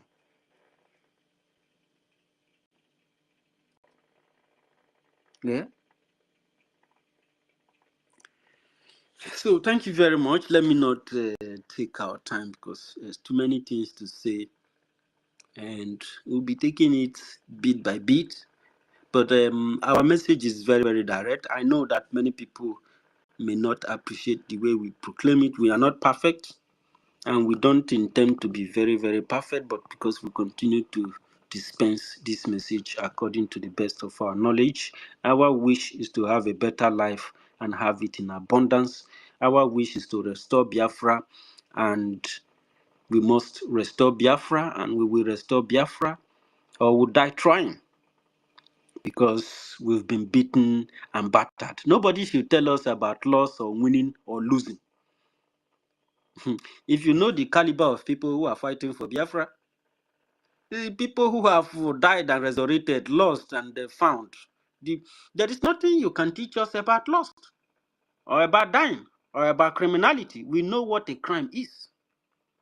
We know what good is. We know what bad is. We know what truth is. And we know what is false. But manipulating our people and sponsoring our people against their own freedom, thinking that you are fighting against us, is the worst mistake that you ever make in your life. Because this set of people that are fighting are the people that you can never ever be able to stop, even if it take you a million years. You will not live in peace. And our prayer for those people who partner with corruption and partner with the evil of Nigeria, something that cannot be done in their own land. And those who encourage the Islamization and the killing, these people supported Islam to fight against Biafra in 1960, and they were calling it Biafra-Nigerian War, after they have been killing our people for many years. Many pogrom, many genocide were going on. No, they were not aware. It was after they have starved, they did by themselves. They enforced the economic blockade. If you say Nigeria said, okay, we decide the economic blockade, who is going to carry it? Why will Cameroon do economic blockade against a country that is fighting for its own freedom when he knew that he can partner with these people and do even buy our technology? We can even offer them what we'll be creating just to make life for Cameroonian people easy and better. Now you seek the elimination of these ideas and these dreams, and you think you succeeded. Why will any country in Africa engage in this? Because the French was there and the British were there. Win-win, don't go yet because I'm done. Please, I know that you were the first person to request mic here. I'm done. Sometimes I had to point out the way it is. You know, sometimes I cannot, the evil of this world, as far as we are concerned, we are citizens and members of this earth planet, and we have every right to survive. We have every right to live. And we have every right to make impact, especially on the side of our people. So this is very, very crucial for us. So I like to, before I relinquish the mic to Mazi Kashiku, I want to thank every Biafrans who have tuned in today again, and for your consistency and your being there despite the tough time in your lives. You continue to push forward and you never give up. You are part of those people that Nnamdi Kanu was talking about. No matter what happened, you do not give up. So I also like to inform Biafrans that those of you who are abroad, you need to be very strong. Those of you in exile, they are already coming at so many other people. But this time they cannot be able to do anything because the only thing they are planning to do is to how to relieve you from your hosts. So that's not good and that's not so bad. I wish they can take everybody home so that the battle can begin.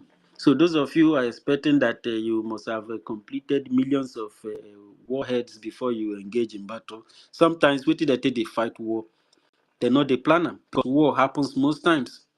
Learning from history, it happens by invasion.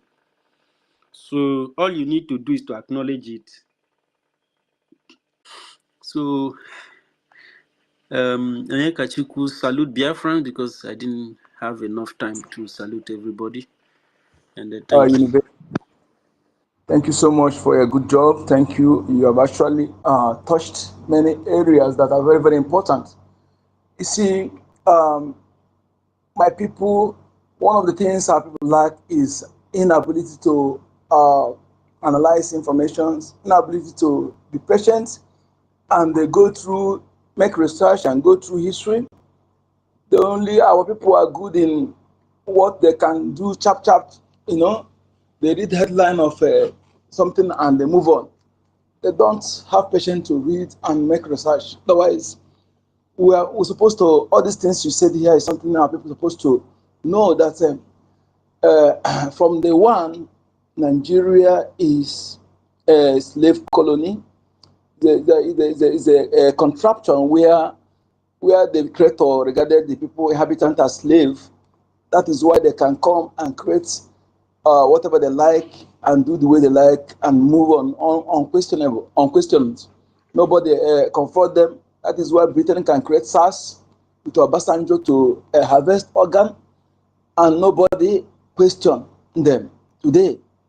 That is why everything they do today, nobody question them. They do it and get away with it. Because from the one, I remember in those days when I speak my tongue in at school, they will call it vernacular. And these teachers actually trained to mislead the people, to make the people see themselves as how will I put it? In fact, people need to wake up. We need to wake up and do the needful, because if you are speaking all we have gone through on all the evil that is going on in that contraption, in fact, you will speak it they done it from morning to night. And now what we need is just action. Action, we need action, my people. Let us come together and fight this once and for all. That the enemy have tried all they can do to divide us from all angles, from different angles, to divide us, to keep us divided. And having known this, are we going to allow them to continue dividing us? The answer is no. The youths, the elders, to come together and devise way forward how to defend our land. Like Invest rightly said, you don't wait until you have the highest weapon before you defend yourself. There are things nature deposited in our land. Those things, some enemy came and they target evil. They call those things evil just to make you not to use it, to see those things as evil, not because those things are bad. You can make use of it. This is time you need to make use of those things. And it's not given to you to use it as for evil, but it gives to you to self-defense. Use it to defend yourself, defend your land, defend your vulnerable ones. This is time you need to make use of those things.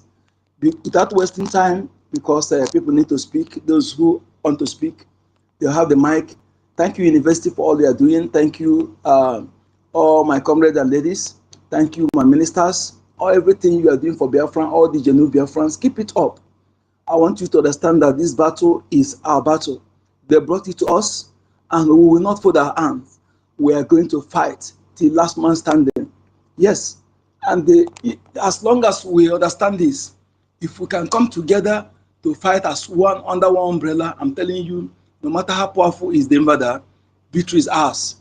Thank you so much for what you are doing. And remember that what we need now is Ejema. Ejema is the most important thing we need. Thank you, as you are also reminding others, your friends and wishers, other Biafrans in your contacts, the importance of funding our defense forces. Tomorrow is our fundraising. Prepare them for that. Prepare their minds. Bring them along to fund our defense forces. Thank you so much. Thank you, Biafra. University, thank you for having me. Thank you so much.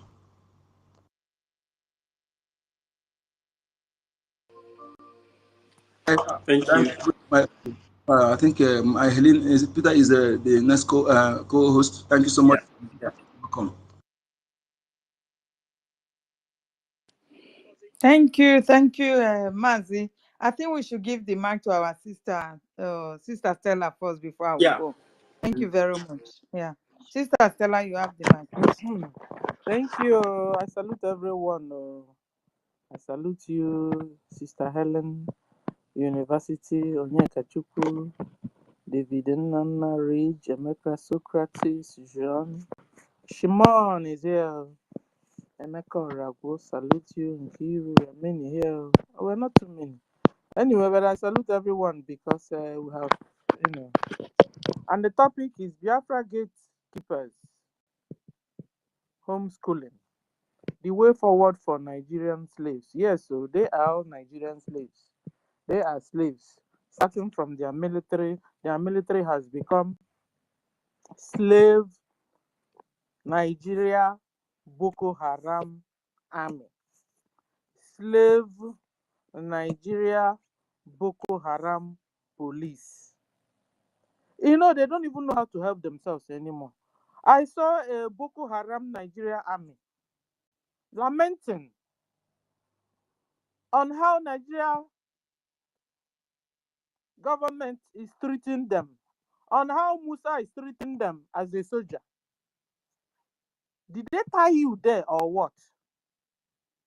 I mean, they tied your umbilical cord to Nigeria, to serving Nigeria army. Your salary is nothing to write home about. You can't afford to pay for your house rent. You can't afford to have you can't even afford to kit yourself well as a soldier. You can't even kit yourself well. That even the so-called Fulani from Sahel kit themselves better than you. Did they tie your umbilical cord to serving Nigeria army? That now that Nigeria army has become Boko Haram Nigeria army and you're still there, an indigenous person, a Christian. Hausa, you're there. Yoruba, you're still there. Middle Belt, you're still there.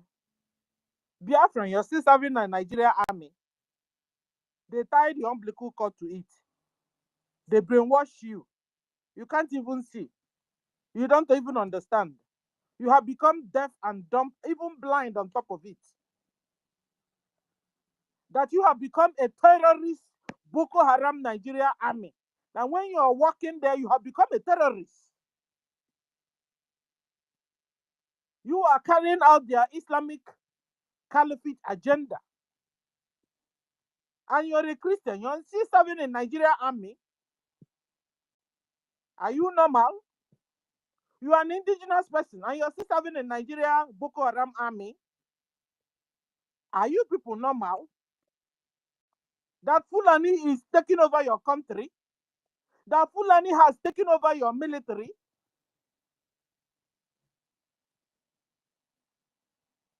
That you are no more a normal secular country you used to be. They said you used to be, or they pretended to be. Because from day one, Nigeria has been an Islamic country. It's just that they have been doing you people. The more you look, less you see. More you look, less you see. They make sure they distract you. Like totally distract you. That's why they from nowhere bring up a case or a story. You guys are busy killing yourselves on the story. Meanwhile, Fulani are busy taking over your land, raping your wives, raping your daughters, taking your mineral resources. Everything that will have given you joy, they have taken over. And you Nigerians, you still fold your hands and watch. When will you rise up, Okwan? Nigerians? Nigerians, when will you be annoyed? Nigerians?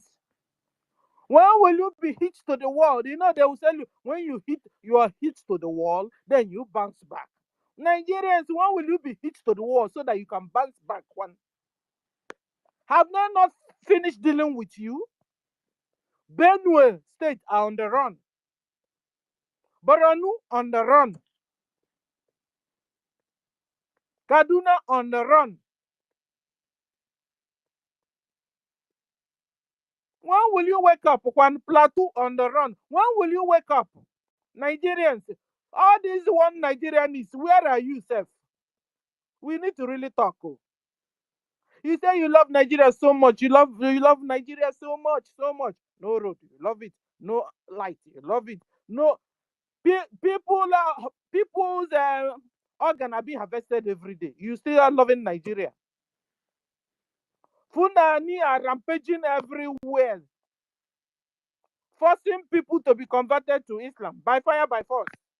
They will ask you, want to be a Christian or you want to be a Muslim? You say you want to be a Christian, they chop off your neck, and you're still loving one Nigeria. It was because of love for one Nigeria that from 1967 to date, Nigeria government have wiped over 12 million Biafrans on the altar of one Nigeria, and you're still wanting one Nigeria. Anyway, like I said, we have gotten to the stage where all you one Nigerian is, you have to choose one. Because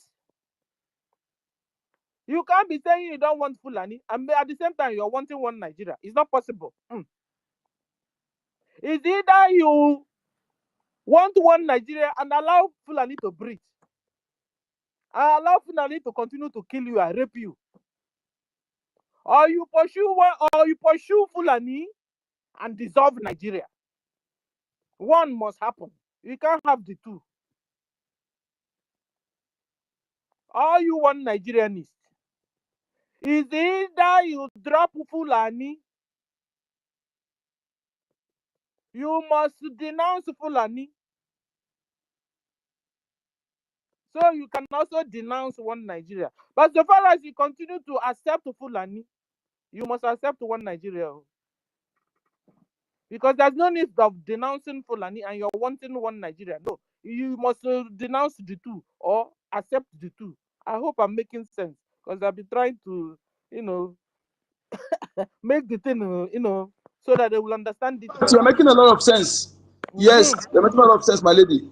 As You long as they understand? accept one Nigeria, they must accept Fulani. Yes. Oh, You understand? So far as you want one Nigeria, you must want one Fulani. If you don't want Fulani, then you must not want one Nigeria. Nigeria must be dissolved. Simple. So when all you want Nigerian is so that when you're crying, your ladies are crying, your men, everybody's not crying. And me, I'm here chewing bubble gum on your behalf, because this is what we've been talking for how many years? To the extent you now tag IPOB, you now tag Biafrans as terrorists. Meanwhile, you are the terrorists. You and your children are the terrorists. Fulani. So now, Nigerians, one Nigerians, your work finally. Good morning, one Nigerians. I hope you do the needful, because you must pursue Fulani and you must dissolve Nigeria. You can't keep Nigeria. So far as you keep Nigeria, then you must keep Fulani, because Fulani owns Nigeria. So for you to pursue Fulani, you must dissolve Nigeria, so that Hausas will stay their own, Yorubas will stay in their own nation, Middle Belt stay on their own nation, Biafra will stay on their own nation. Then you will not see Fulani anymore. Fulani will not go back to Futajelon, where they came from. Shikina. Enough is enough of this mayhem going on. And I wanted to say something, because somebody asked a question. Africa are not poor. Oh yeah, you were asking that the Africans. Somebody was saying that Africans are seen as poor because they give birth to many children. But I wanted to say, if Africans are poor because they give birth to many children, then what would they talk about China? China, there are many, but they are not poor. Why would they talk about all these Arabs that will have 10 wives with 100 children? They don't even know their names. That have now, all of them will now join into terrorism. All these Arabs, they make children so that they can have enough to fight me and you. And yet they are not poor, because Arabs, Saudi Arabia is not Arab. Turkey, no, not Turkey, no. Give me another name of Iran, Iraq. Are they not all Arabs? Dubai, the Arabs too. But they have so many wives now. There are many. Yet they make money. They have money. It's a lie from the pit of hell. when they tell you that the blacks, the Africans are poor because they have so many. It's a lie, yo. It's a lie. It's the takia the world have tag, you know. Whenever they see black man, woman, hey, or dark man or dark woman, I know a poor one, help her, help him. He doesn't have anything, but you made them poor. You go to their land, collect all their mineral resources. You prefer to be dashing us. Take this one. Take this. Come to my house. I give you food. I give you everything. Allow me to have my own company. Allow me to do my own job my own way. No, come. I will help you. I'll help you. I'll help you. Just take this little. Take this one. Take this one. You've made me a beggar, and you're telling me I'm poor. What kind of stop brainwashing me, please. They are brainwashing us. You know, it's just like the same way when they hear you're a Biafran. I don't know if you have experienced this. I've experienced this over and over. Even this 2 days or 3 days ago, somebody was asking me, where are you from? I said, I'm a Biafran. Biafran? Remember, they used to tell us a story in class, in school those days. Even my mama, when you refuse to eat those days, they will tell you if you don't want to eat, I take your food to a Biafran child to eat. Those poor people. It's not even I have double. It's not only that you are dark, that you are poor, that you're also Biafran, you're also poor. Meanwhile, I'm supposed to be a princess. I'm supposed to be a queen on this planet Earth. And somebody, oh my God, I've suffered. We have suffered. Oh, that poor Biafran. So you're a Biafran. Oh, you know, they now remember us with poverty, hunger. They now remember us with hunger all over this whole wicked world. Then whenever they hear Biafra, hungry people, should I help you? You need some, you know. I'll just walk into a bar now to buy some. They want to dash it to me. What do you want to? I have my money and you're dashing me. Guys, does it happen to you abroad? You want to, maybe you entered into where they are baking bread or baking something. We Or are baking cake. Biafra poor, but This one we just want happened to to go me home. yesterday. We don't care. I said, let me go and buy little things there. As soon as the woman saw me, you know, the attitude was like, I don't want to give you all of them. You know, it was like blocking me. And, you know, her countenance immediately changed. So I told her, are you annoyed with me? I didn't even know when I said it. Are you annoyed with me? She herself immediately said, no. But I just saw, no, this one is now the one I'm saying inside my mind. I was just saying in my, but why the sudden change of your countenance? Immediately you saw me.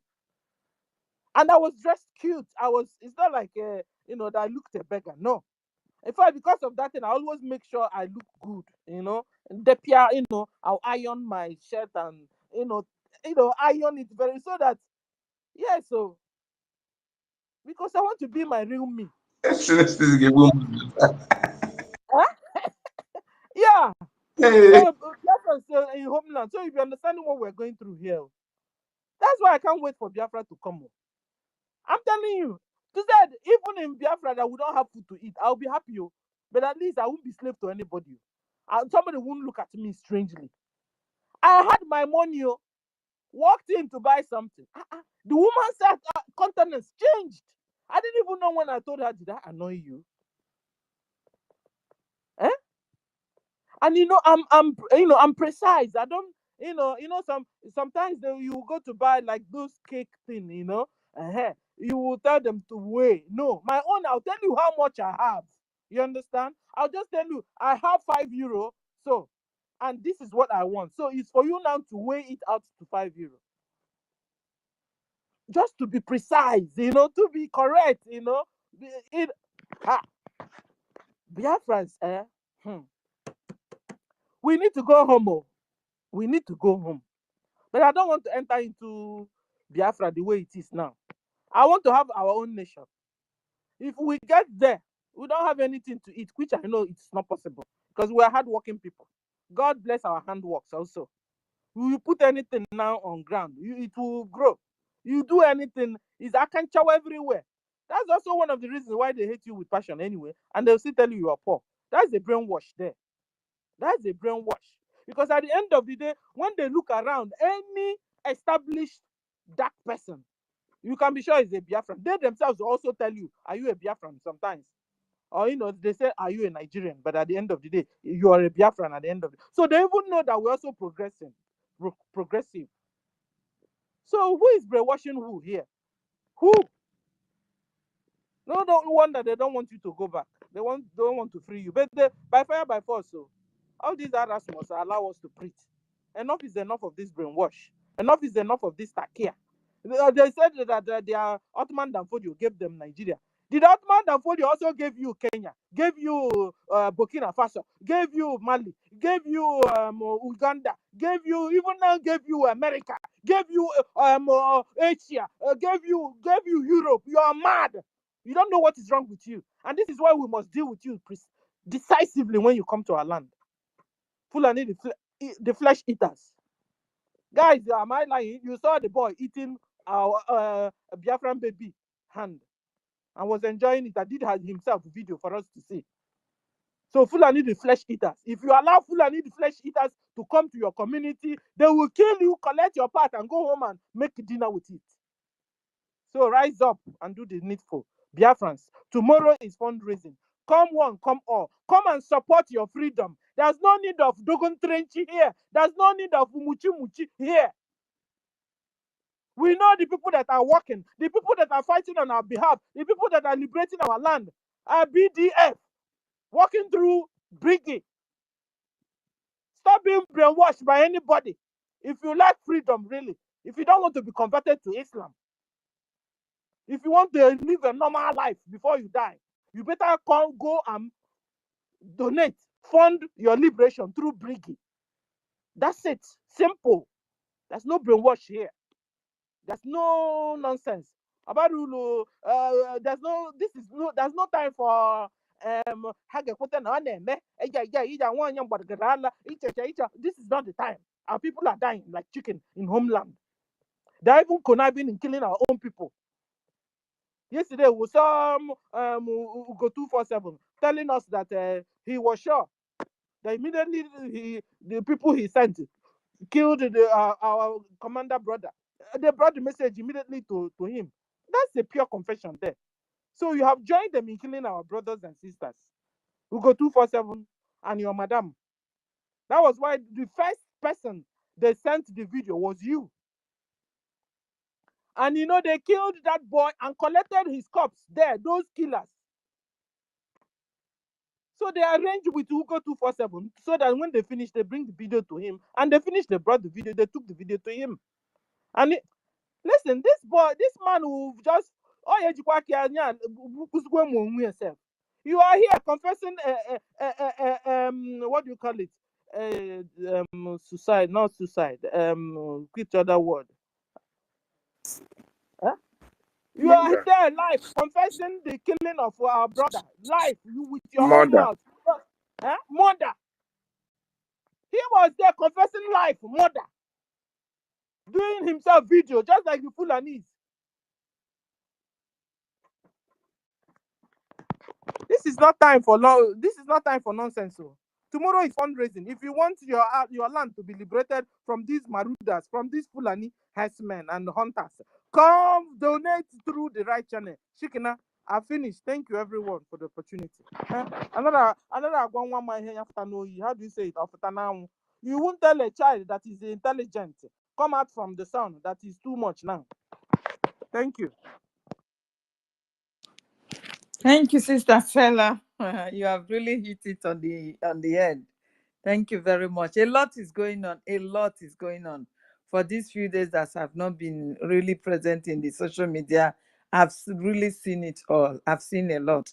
And before I will continue with my submission, let Emeka Socrates first go before David Dinana.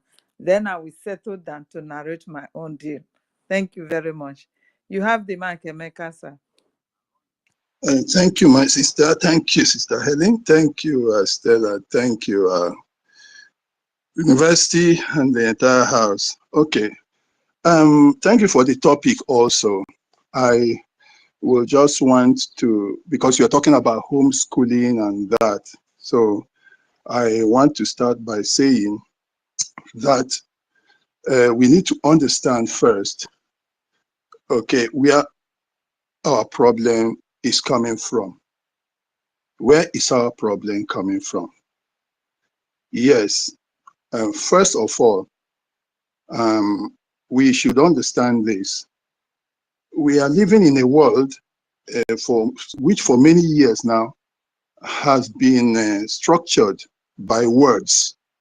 Words that were created by some people and made into very big images that stand in the eyes of people. And those words now become the major instrument for judgment of what is true, what is false, what is right, what is wrong, and what is correct. So this is what the Western world has been like, all right? So, you know, they create this word national interest. They create this word sovereignty. They create, like they were trying to create recently in America, cross-gender and all those kind of words. Then when they create those words, they magnify them and make these words to become things that determine whether your decision, your judgment, or what you are doing is right or wrong. That is how the world has been shaped. Now, and this has determined a lot of things in the world. It has determined economy, it has determined international relations and that. So they just use those words to carve them. And those words were created also for them to be able to take control of power all over the world. They created those words to be able to now take control. Mostly, all of us believe that they are for them as a group, that is as nations or as European countries, to take control of the resources of others, just like they have done in Africa, by creating what they call countries, by creating things, United Nations, and those things now become like God. They become like the true image of what the world will like, and they determine the world. You understand? So people do not see the world from the fundamentals and from the foundations. They don't understand the nations by what a nation is actually. They rather see those words and they use them to shape. But those words and those things that determine the world now are also created for their own purposes, the purposes and the benefits and the interests of the oligarchy itself. The oligarchy, of course, I've said here before in my platform, that is a small group of people that have the power and authority to determine things within a territory or within an arrangement or within a part of the world. So you have some of them in politics, you have a lot of them in business also. So that small group determines things. They determine business, they determine everything. So you could name some of them are in the shape of companies like Chevron, like Shell. You know, those people also determine things in Nigeria. So they use them to want to rule other people in the world. All right. So we know this is true. We know this is how they have been taking control of the world. That is very, very true. They set them up, they use them to undermine the interests of the indigenous peoples of Africa or the countries that they created themselves. And then they are ruling them, they are taking their resources, usurping their powers to even determine themselves. That is all true. But then, how does this relate to us? You know that initially, actually, we were on top of the world. Particularly if you go back to history, in Egypt, for instance, that's the ancient, even before we ever went to Europe, Egypt was there. And of course, a lot of our people in Africa were there in Egypt, okay? So, but Egypt lost to Greece and to Athens. So after that loss, our people started migrating downwards. And whatever they took from Egypt, they went and started improving. That was how civilization went around that was the slightest. It didn't really hit the center of Europe, but through Greece, of course. From there, the Asians took it. You had Assyria, you had all those other Persia and all those people started. And then before it went to Europe, by the time it had gotten to Europe, so much development had taken place that It now got to them at a time when so much work has been done in developing the world that they came there and then they did what they all did, industrial revolution and all those things. So they did the finishing job now. But the problem for us is that by the time the civilization was going, what we started was going from one place and people were adding and improving it. We were migrating in the opposite direction. Consequently, we were not making contact. And by the time it had reached Europe, it was like the migration, the thing we did, the thing we started had gone too far for us to be in touch with it. That's consequently why when it got to them, they had gone too far, we were still backward. So them coming now and getting onto the very boats that we started by having canoes, then coming back to us again and finding us where we were, they saw us as, okay, these are people who are backward, uncivilized and that. And for me, I wouldn't say it was offensive. That's just the word they can use, because when they are comparing their own environment with ours, even you who is in Germany or anywhere, you cannot compare the environment with us. So they had gone far. So that is how they will see us. Okay? Now, so they came here and started now implanting these very words that I was talking about, and these words seem to determine the way things are run in this world. They did them for their own good, and normally that's what a human being will do now. Everybody does things in the way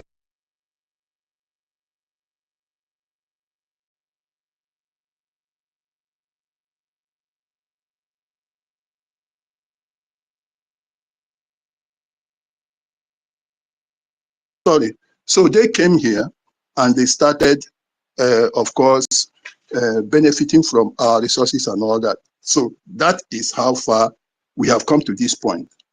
But now what I want to ask us really to reason out is this. No matter the fact that they have done all these things, are we really going to put the blame on them and say we have no blame ourselves? I have spent from the day one, anybody that has been hearing my voice, I have always said, I don't pass blame for my own ineptitude on anybody. My life is mine. I have the power, the right, the might to determine it if I want. Look at Europe we are talking about. Which one of them split without fighting internally? Which one of them? Finland, didn't they fight with Russia? Switzerland and Ireland and all those people, didn't they fight within? They all fought. Till today, these Barcelona people, what do they call them? Catalans. What is happening? They want to get out of Spain, isn't it? They are trying. The last time I saw it on TV, they brought ballot boxes and went to schools and put them there. They wanted to vote, but the Spanish army went there and dispersed them. If you see how they were beating them, they are still doing it. The same people, who are these people, is still that group of people who want to mirror the world and show you that this is what is right, this is what is wrong, and they use those words to create it. That is what is happening. So it is still there among them. But they were able to stand up to take their own destinies in their hand. So, and they didn't blame anybody. In the days when the formation of Britain itself, go and check, there was still fighting, Wales and all those. Why do you think those people decided all to be independent and then they only came out together and said, okay, we are going to stay? If I show you the videos, the films of the past when they were fighting, they were fighting. What about America? So that was even a more recent thing during the time of Abraham Lincoln and all that. So why are we always going back? They did that to us, they brought that, if they brought that, are you forced that you must have them? Who forced you to have them? They brought this one to us, fine. They brought that one. Who forced you? Why can't you change it? That's why when you are now talking about Nigerian gatekeepers and you are saying homeschooling, okay, homeschooling now, that is the thing. People have to stand up by themselves and take their destinies and stop talking about white men did this, white man did that, and all those things.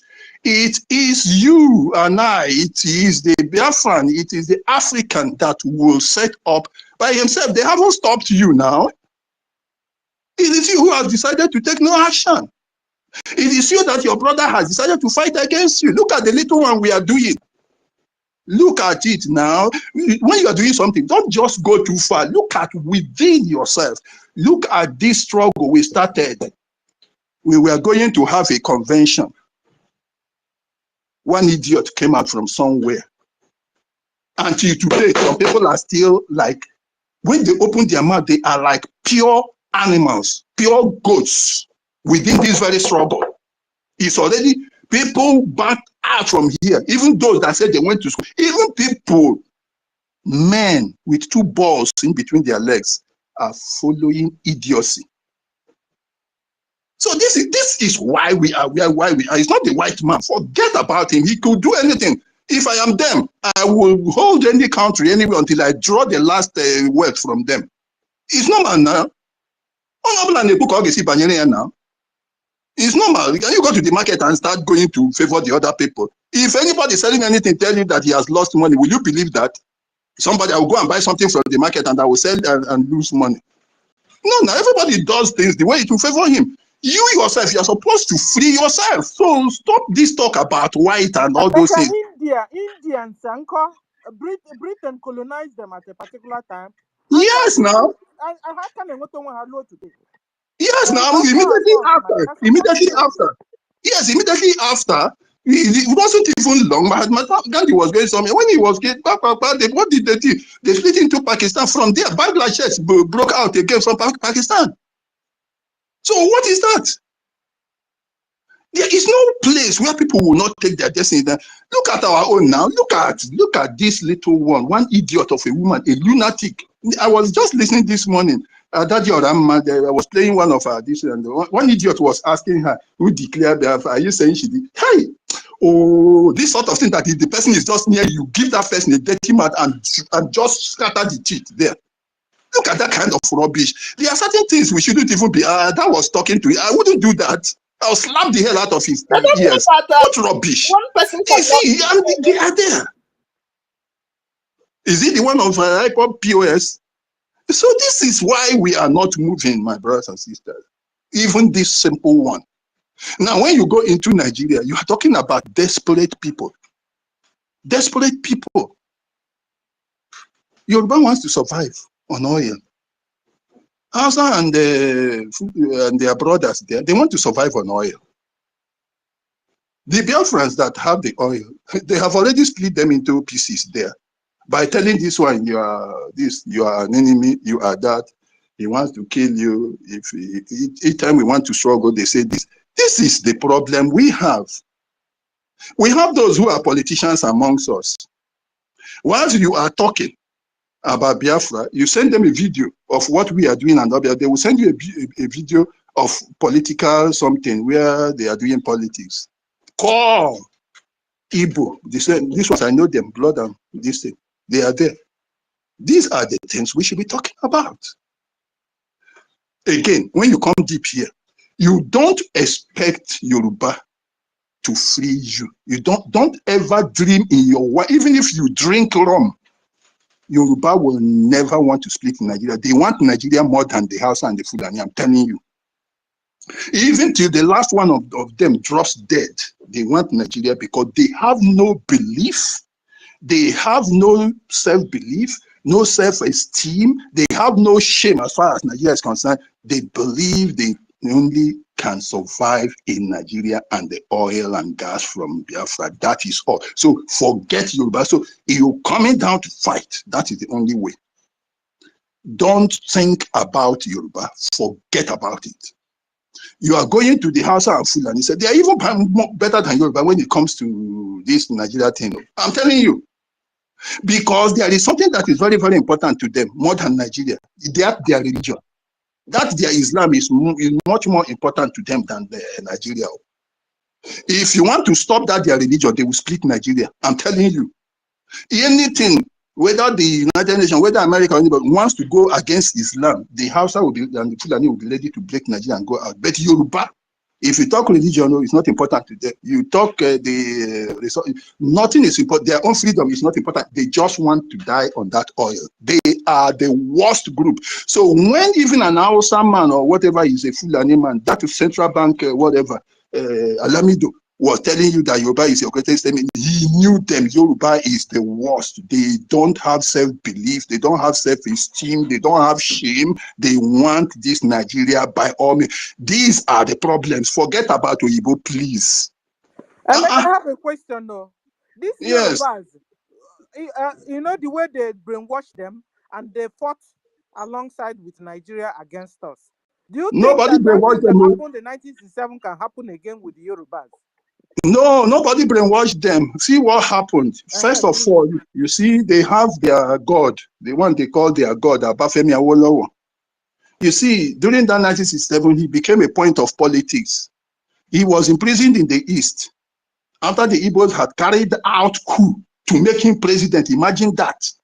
It is what is called a diarchy, kind of, where you bring a civilian, part of the government is civilian, part is this thing. That was what those people that carried out the 66 wanted to do. They wanted to bring him out and make him some kind of prime minister, while the army would still be there. So two of the parties ruling.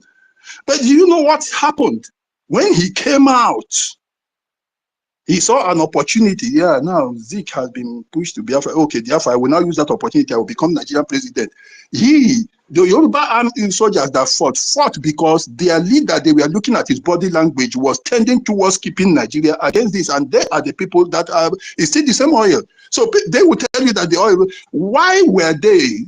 Ask them, during the Civil War, they suffered. When the Niger Delta Avengers were bombing, they said that Nigeria had never suffered such crunch in their wealth, except by that time during the war, when the Biafra occupied that place, because they were not getting oil resources. So they have been reaping from that. They have been depending on that. Forget about what they are saying. That is how. Nobody brainwashed them. It is their thinking, their belief. That oil has always been there. And the fact that Awolowo, who is their God, they believe, was already seeing a future in Nigeria, and the only place that they will say that, okay, now the Hausas are the majority, let's go there. Igbos, we want to count them out. So if we join Hausa, Igbos will be permanently under our foot forever and ever. That is the choice they have made. So they made Nigeria a place now for Hausa first position, the elite, or whatever you call them, the royal priesthood is the Hausa and their neighbors. Then the Yoruba, they are satisfied to be in the second position, and then Igbos to become kata that you will brush with your leg. That is the Yoruba mentality of Nigeria. I repeat it again, take it from me. Their mentality is, okay, we have considered the Hausa and Fulani, and they will blame the Igbo. They say Zik was the one that gave them this. Therefore, we are not doing anything wrong. So we have considered the fair position. For us, since Zik did that, we are ready to take the second position. Then they now brush Igbo as kata. That is the Yoruba mentality tomorrow. Even the one that is in the stomach, the one that has not been born, a fetal self that is not an embryo, among the Yoruba, this is how they feel about Nigeria. Outside What's the first, difference between Yorubas and Fulani then? If they are reasoning like this, Fulani, what would they be doing then? Wait, if not for gene, my sister, if not for gene, for blood, you could as well count me to be Yoruba, because I've lived my life, all of them, all the days with them. I can see their kidney, I see their liver, I see everything. I have been with them, so I know how they think. I see their brain. Anything that is running through their mind, I know their mind, I know their spirit, and that's what I'm telling you. When they talk, I say, I know you people, I am one of you now. No blood of any kind, even outside the world, has ever mingled inside my family, but I have lived with these people that I know them inside out. In my dream, I know them when I'm awake. This is how they are. This is their mentality. I've been reading them since I was a child. This is how they think. So if you are saying between them and the Fulani on their own, mind you, the Fulani on their own, they came and, of course, with the agenda of spreading Islam. I have always told you this. Theirs is Islam. And then their group, they want to use that Islam to rule other people, because Islam, unlike Christianity that at least evolved, Judaism evolved. These religions, Judaism and Christianity, even the Chinese language, which has over 350 million people, and even the Hinduism, which has some billions or something. See, these religions are separated from government. from politics, at least on the structural level. Individuals can be in them and still have one leg in politics. That is individual aspect of it. But this religion of Islam is steeped in the culture of Arabs, in the politics of Arabian government and everything, and steeped with the civilization of Arabian civilization. So anywhere it goes with the civilization, with the culture, with the politics. That is why they also want to have Sharia there. They want you to dress this way, which is their cultural thing, and speak this way. Instead of saying in the by the grace of Almighty God, they will say by the grace of Almighty Allah. But you are telling us that Allah is God. Then why are you bringing the Arabic? Because it is the cultural part of it. So that is about Fulani. So the Fulani wants coming over everybody. With that, they want Islam to spread to everywhere. And as far as Islam itself is rolled up, wound up completely in politics, in culture, in the civilization of the Arabic world, it takes it everywhere to put it there. And that is what they are trying to do in the UK. You understand me? So those idiots too, this same oligarchy I'm telling you of the West, when they were doing that, trying to shape the world by trying to, all this, their new world order, something like that, trying to shape it in order to create those images, and they want everybody to see that image as where the world should be, what is right and what is wrong. They were also doing it individually. Now you are going with that kind of philosophy to the world, because you want to go and make money from the Arabic wealth, their oil and all those things as an individual. You've forgotten that your UK person will never migrate to Arab. If he migrates there, he will only have an office in UAE, which I have seen many of them have. Some of them in the real estate that I do something with. All of them have office in the UAE and all that. Okay, that is the best. But their own people, the Arabians, will migrate to your own place to pollute it. This is what they didn't calculate. So while they were forming that thing they were forming, in order to say they were trying to open the world for everybody to be there, they were going in bits as individuals to do business in the Middle East. And meanwhile, those ones have an agenda of migrating in millions. So they are opening their gates to their own destruction. That is why they are going in 1, 1, 2, 2. Those people are coming in millions in their houses, and that is why their place is now polluted. And who are saying that? Even the priesthood is saying it. Even the priesthood in Europe is saying so. I can play you the videos. This is the truth, my brother and sister. So this is Fulani, they are Yoruba. Now the Yoruba are just a people on their own. So the religion, look, let me tell you, the only thing they hate is Igbo and Biafra. Anything, even if Yoruba knows that if he takes this thing, he will die. But as far as an Igbo man will die there, that is okay by him. So they don't mind Nigeria existing as far as Igbo does not have what they want in life. The Yoruba are satisfied. This is the true situation. So all our Yoruba brother, there is no brother when it comes to this aspect. I have them as friends. I told you people, the only friend in my whole life is a Yoruba. But I am telling you, that is an individual basis. When it comes to group like this is who they are, and I tell them to their faces. So this is the mentality. Our people, they were, thank God, that's why we can be grateful to people like Helen and my brother here at university and all of them that are one with that have called, call Biafrans to the spirit that, look, we are a people. All they have been doing, why is it that Yoruba is always trying to tell us that this, when have you seen Hausa Fulani coming to tell you that somebody from River State is not Igbo? When have you had them Hausa coming to tell you, or Nupe coming to tell you that somebody from Wari or really is not Igbo? Is it not Yoruba that say it? Answer me now. Is it not Yoruba that say it? Why is it that it's Yoruba that is always looking for the way of making sure that the East is not united? Why? Have you ever quarreled with the North? They are not interested in that. As far as they are concerned, one is that they are even comfortable that they are in control.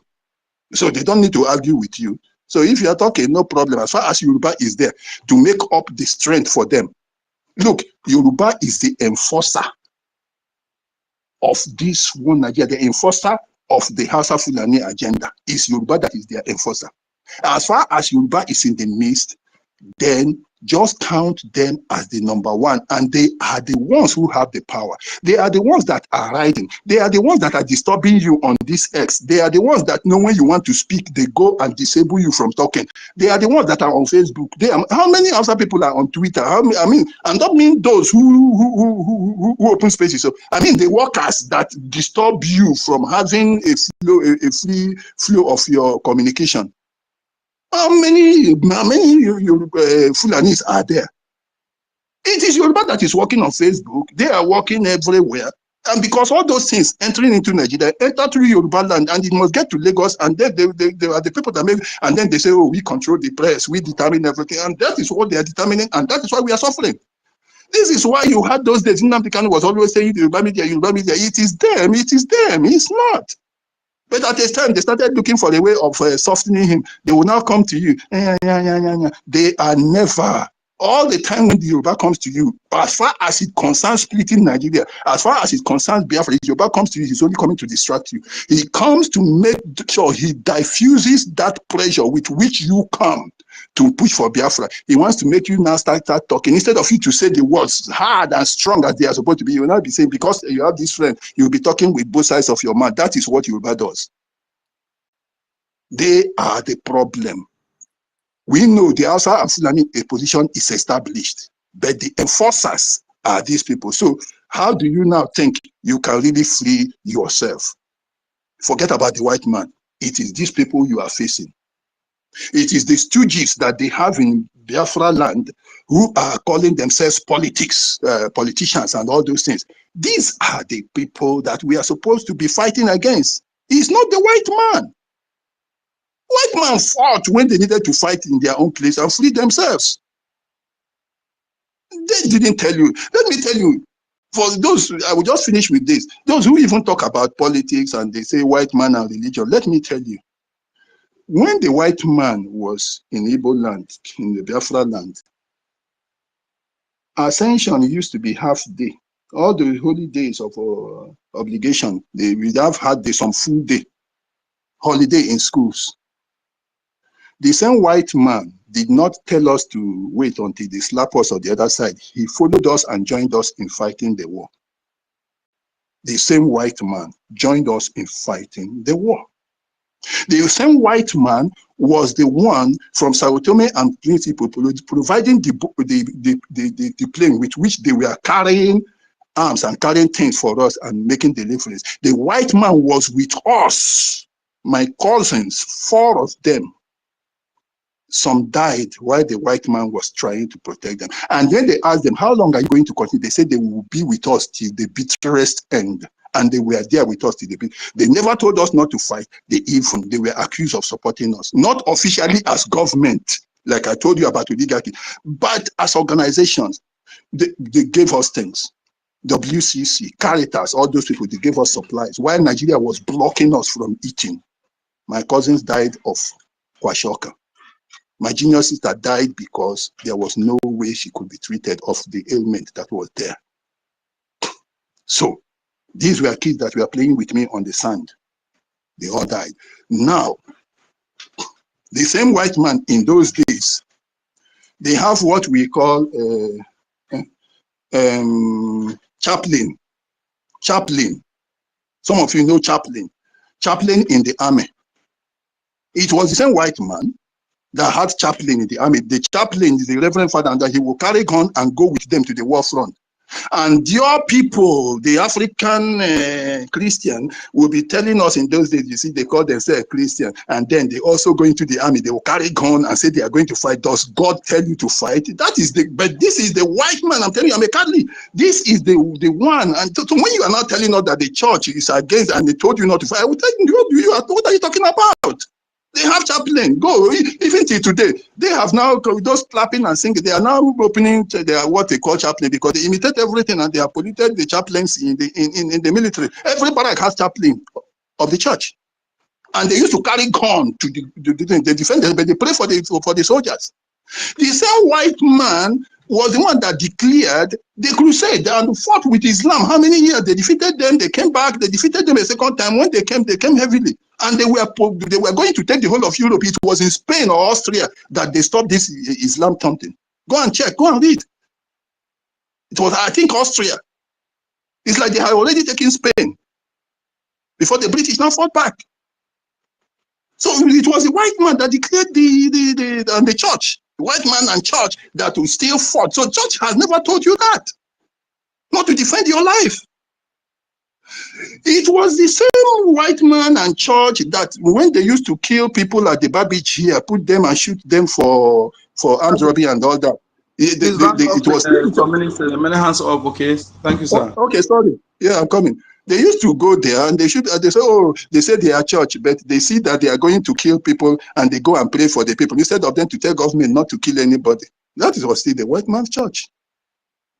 Who is the one telling them now that they should not do this? Is it not black people? Where have you seen white priests in this place? They have left the church in your hand. Even the ones people are opening now all over the place, is Adeboye white? Is the one at Otta white? Is Suleiman white? It is your own people that are interpreting the very thing that the white man understood this way. They interpreted it in their own way, and you're still blaming the white man. So you can see what I'm telling you. All your problems are you. The thing that is causing the goat to smell is in his body. It is you. It is the black man. It's not them. With them, they defended themselves. With them, they split themselves up. Even though they were carrying the Bible or whatever you're talking about. So address the problem. The problem is here. It is one, regional. It is two, the Islamic agenda and the push of Arabian civilization to come in by all means is finally the tribes that want to depend. And the core center of it all is surviving on oil. That is the bottom line of everything. And finally, before these people you see they are killing, all those ransoms they are taking, those ones are semi-revenues. The real deal is that any life that these Fulani people kill, they get $3,500 from the Arabian world. I want to repeat, all the cow rearing, you had some priests saying that they kidnapped the priest, and he was saying that they will use those things to camouflage and keep them and do their job in the day. These killings have revenue for them, not the one they are getting by ransom. The souls they are killing, they are getting $3,500 per each soul taken. Thank you very much. Hey!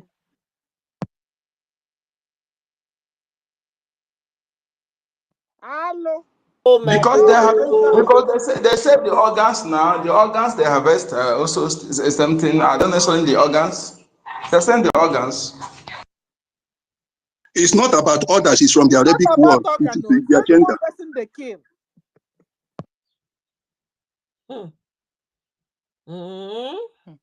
So I finished my submission. Thank you. I really did not understand the last statement.